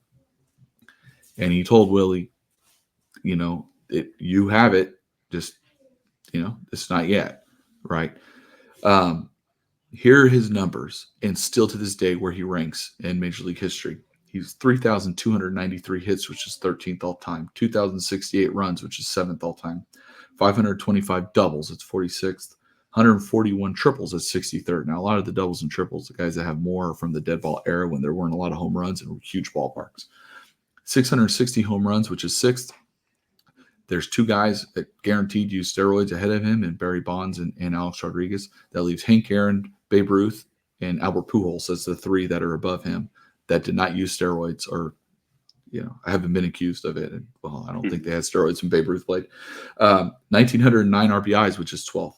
339 steals, which is 124th. 1,468 walks, which is 22nd. And only 1,526 strikeouts, by the way, too.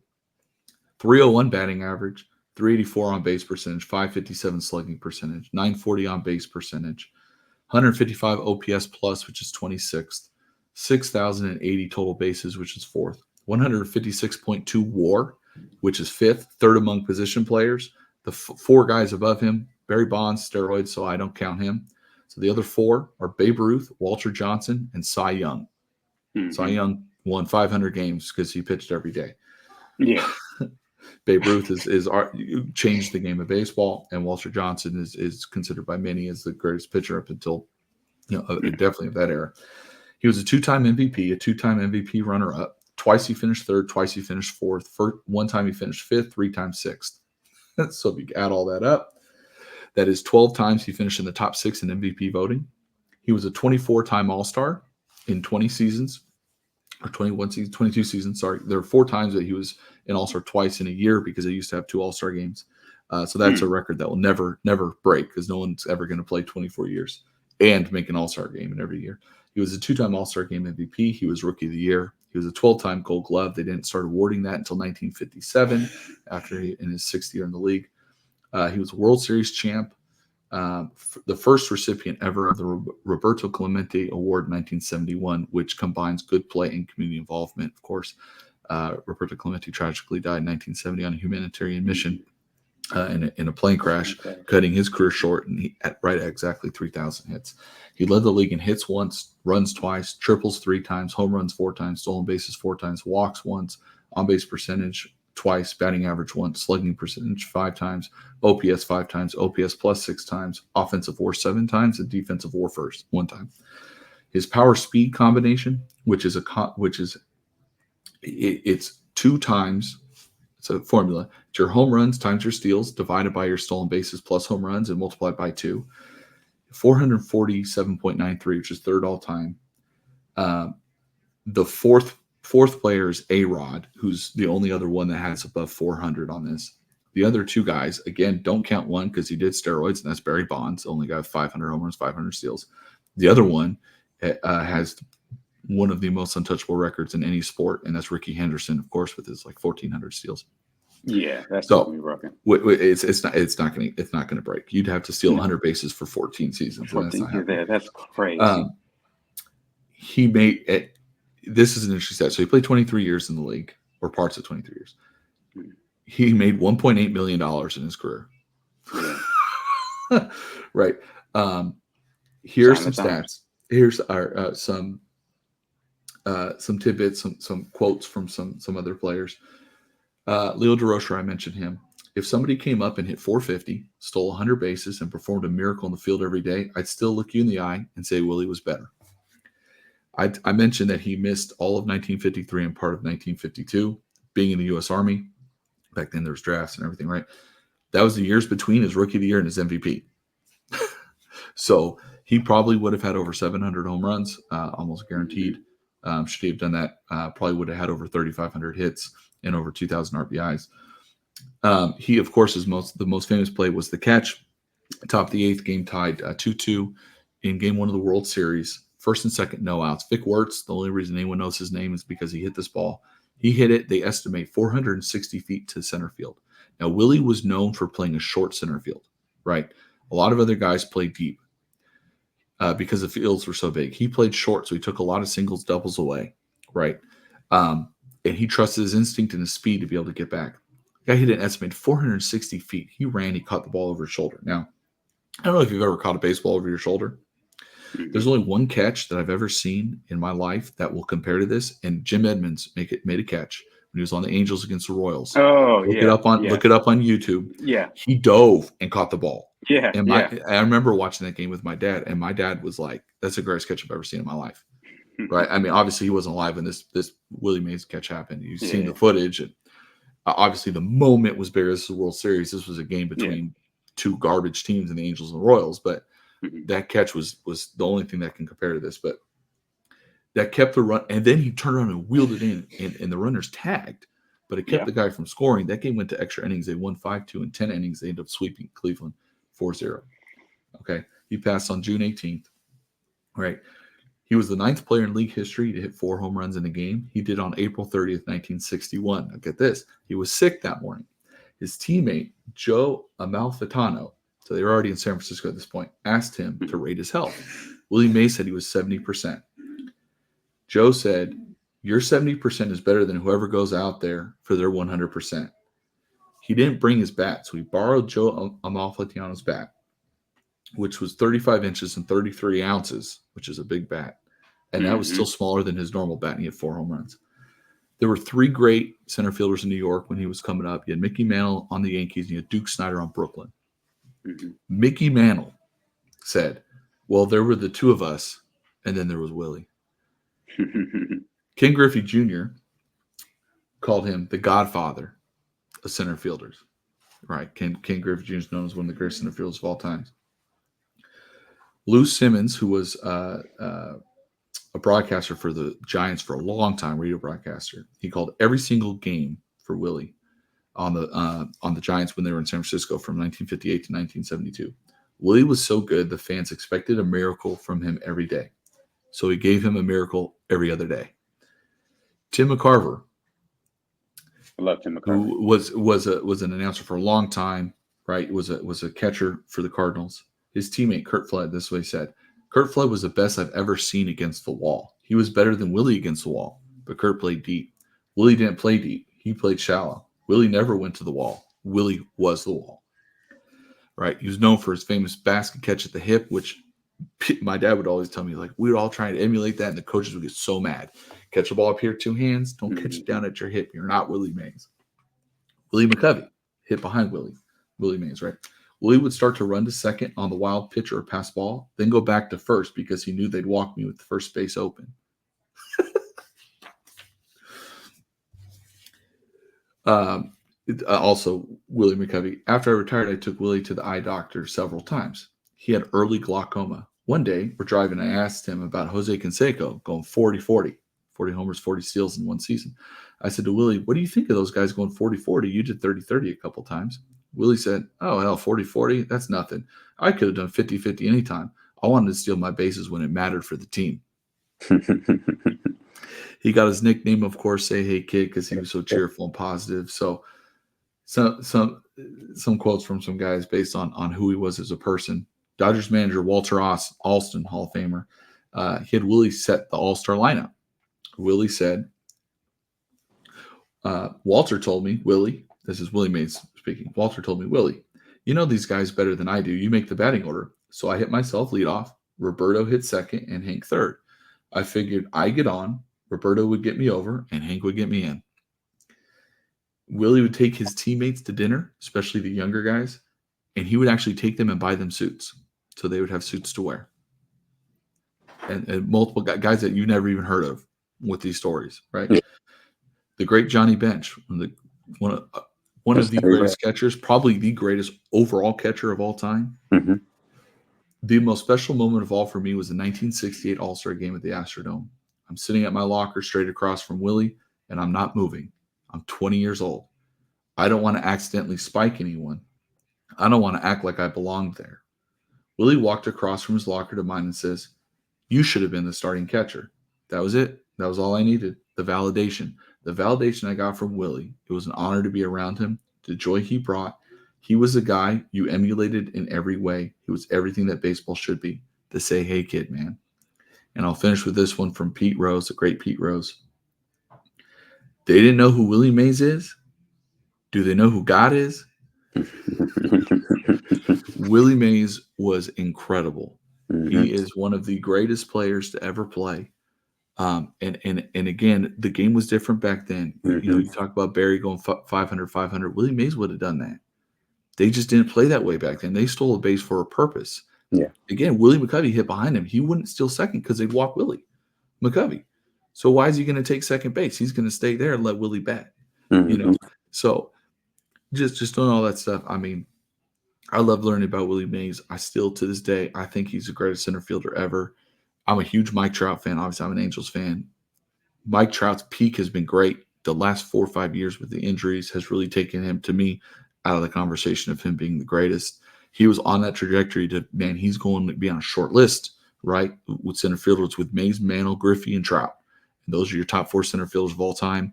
He still has time. He's only 32. Right? He's younger than I am.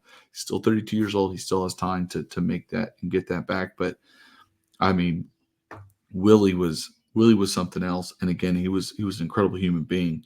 And he gave back to the game, was always at the All-Star games and stuff like that, Griffey would talk about how he would give him information. You know, he told his dad, Ken Griffey Sr., like, I don't, you know, can you call Willie for me? I don't want to call. And Willie was like, no, he gave you his number. You call him. And he talked. Ken Griffey missed a game when he was young and upcoming, a minor league game. And the manager was like, you'll learn more from talking to Willie Mays for 30 minutes than you will playing this game. So I just want to finish on that. 2 great legends of the game. Mm-hmm. Again, legends never die, right? From Sandlot, legends never die, and these guys are going to live on through their in their respective sports, and they should. They should. So. Yeah. But see it, and tying it all together, we remember Jerry West as the logo. Mm-hmm. You know, we remember, especially because, you know, me being from the Bay Area around that time, I remember when the talks were right there of, hey, Klay Thompson's getting traded for Kevin Love. And you're talking about the history is going to be so different if they get Kevin Love as opposed to Klay Thompson, because the whole fabric of what that team evolved into, there's no death lineup. There's the defense. Yeah. I mean, it's different. It's a different team. Mm-hmm. But if Jerry West is playing now, he's not the logo. He's a loser. because he went 1-9 in the finals. And, One and and, eight. and, and I'm sorry, 1-8. He was in the finals 9 times. I don't know what's up with me in the number 8-9 today, but he played in 9 finals, went 1-8. But people would view him not as the logo, but as he can't get it done. Mm-hmm. And I'm glad you ended with them, because hopefully we get back to a point where we grade our athletes in all of the major achievements that they made, as opposed to the blunders that they made. Because no matter who, look, Jordan is the greatest of all time. I can create a highlight package of him double dribbling, being forced in a turnover, somebody blowing by him for a dunk He or, had he had or a he had a a quote shot. about how many game winning Hey, shots he missed, I right? can I make I mean, can make I can make a highlight package of Jerry Rice dropping the ball, or getting not a hit whole hard. lot though. Not a whole lot, but I'm saying, like, if you wanted to be creative about it, you could create a highlight film, even if it's for a minute or two, making anybody look bad, because everybody, they call Magic Johnson Tragic Johnson in '84. Mhm. It's And he had it's already won a couple and he by had that already point. won his rookie year, but Twice. He had already won. Yeah. yeah, he won. Yeah, he won Yeah. his rookie year. He had won two already by that point. Yeah. By Yeah. '84, he had won two. Yeah. Uh, and I think that was Larry Bird's first MVP season. But it's, you can, even the greats are going to have days or games where they weren't on top of it. But They're what's going to human. happen is, huh? They're human. They're human. But the thing is, they're going to do way more things that's going to make you say, "Wow." Right. So that was a great way to end it. I think, with two just absolute legends. I mean, Willie Mays is what? I mean, would you say he's on the baseball Mount Rushmore? We agree with that, right? Well, absolutely. Well, I just told you. I mean, to me, for baseball, you got to have position players and pitchers separate because they're so Yeah, different, yeah, right? And that's why I mentioned earlier about Shohei being the most talented player because he's elite at both. But I mean, absolutely. Again, the only two guys with that had careers that could compare with Willie Mays. There's really three because you could throw Hank Aaron in there too. hmm I it's tough because baseball that you have to compare, like I said again, with eras and stuff because you have yeah, Babe Ruth. Again, I throw Barry Bonds out because of the roids. I'm sorry. Like to me, he was a great player. He was a Hall of Famer prior to steroids, but that it completely tarnished to me, and I'm not going to include him. So I would have, you have Babe Ruth, you have Ted Williams, you have Willie Mays, you have Hank Aaron. I think Willie Mays was a better player than Hank Aaron. Hank, he was. He was a better he defensive was. player for sure. He was a Yeah, better base runner. Hank Aaron was a great player. It doesn't mean Hank Aaron's not great, right? no, And that's kind of your conversation you're having about LeBron. Just because Jordan, you like Jordan better, yeah, you think Jordan's a better player, doesn't mean LeBron's not a great player, no, right? So absolutely, it would be really hard to come up with four because that to me is like holy cow. I mean, baseball history is hmm 150 years, hmm and to come up with four guys, it's very difficult. But if you have Willie on your top four, I'm not arguing that. I'm not arguing against it. He's on mine. He's on mine. I think, I think he did everything. There was no weakness in his game, none. What did you want him to do? He could do everything. He played center field because back then the fields were so big. You needed someone fast that could cover a lot of ground in center field. That's why he played center. Mickey Mantle is another one. If he didn't have the knee injuries, I think we'd be looking at him even a little different too, because he was one that was extremely fast. He'd have numbers, I think, yeah, similar to Willie Mays had he not had those injuries, right? His hitting was still fine, but he would have had the steals and the defense right along there with Willie Mays. But yeah, I mean, I'm not mad if you put him on your top four for sure. Plus, baseball history is embraced more. Like you, Well, it's America's pastime. It it was is. the sport. There was no basketball. There was no football, right? Baseball's been around longer. Yeah, Baseball, professional baseball's been around, like I said, for 150 years. And granted, it didn't start really getting popular until the teens and then the 20s and everything. But it was a sport you could go. That was the only sport you could go to during the Great Depression and watch, you know.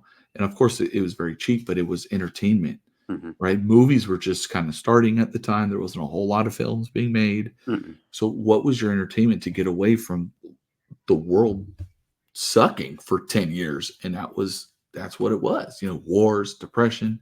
Yeah. Here's baseball. Yeah. Something, and anyone can play. All you need is a bat and a ball, and you can go make it happen. Right. So, and that's why a lot of Latin American players now are so good. And that's because they literally pick up a bat, a stick, and a ball. Right. Omar Vizquel used a milk carton, not a gallon milk carton, Mm-hmm. right? The half-gallon milk carton as a glove. Watch him play shortstop. Watch his highlights, and you'll be like, no wonder why he caught everything. He was playing with his bare hand. Now you put a glove in his hand, it's like, holy cow, man, you superpowers. Mm-hmm. Mm-hmm. So, yeah, no, that was awesome. I think it was, it's a long video. We just hit the 2-hour mark. yeah. You came through with the stats. I just kind of, I had a few topics I just kind of want to veg out about, but yeah. Well, with my arguments or my conversations, it kind of had to, no, and I really appreciate put it. in perspective. These guys played in the 60s. I mean, Mays in the 50s and 70s too. West in the 60s and 70s, and still to this day, look at where they rank. Yeah. And the game has evolved, right? And so I think when you look at that, it's powerful to see that's how good they are. And we kind of forget that because it was so long ago. And you still look back and say, there's still only 12 guys that have more hits than Willie Mays. There's still only 5 guys that have more home runs than Willie Mays. Yeah. It's easier to hit a home run now than it used to be. The fields are smaller. The ball is more juiced. Yeah. Now they have the launch angles and things like that. It's just absolutely incredible. Yeah. Yeah. And Jerry West, I mean, again, we think about the points he averaged. This is without a 3-point line. 40 points a game in a 7-game series. And this is a big just man. Under with no with no 3-point line. You're a guard, you throw the ball into the big man. It was just that simple. And he still averaged 7.5 assists that series. Yeah. I mean, it's that, and that's another. We can get on this another day too. But that's another thing that irritates me is when people act like the guys from before couldn't have played now. They would have had today's nutrition. They would have had today's training. Jerry West would have been fine. He would have got buckets in the NBA. Willie Mays would have been amazing now. I mean, probably better. Yeah, I know, right? Because smaller fences. He not just that, but he was jacked then. He was jacked. Like, could you imagine him with actual training now? Well, they used to. My dad would tell me when he played baseball in high school and everything, and he was born in '58. So this is the late '60s, early '70s. They would discourage baseball players from lifting. Yeah, because your muscles would get too big for your tendons. They didn't want you to lift; they wanted you to have that natural strength. So yeah. And they were swinging bigger sticks back then, man. Those bats were big. Yeah. All right, you want to close this out? Yeah, thank y'all for joining us. Hopefully it won't be as long between videos as next time or episodes. So for those of you that are not watching and seeing, when I stood up earlier, I am wearing a Jerry West jersey, the gold one. The logo, but thank y'all for your time, and then hopefully we'll talk to you soon.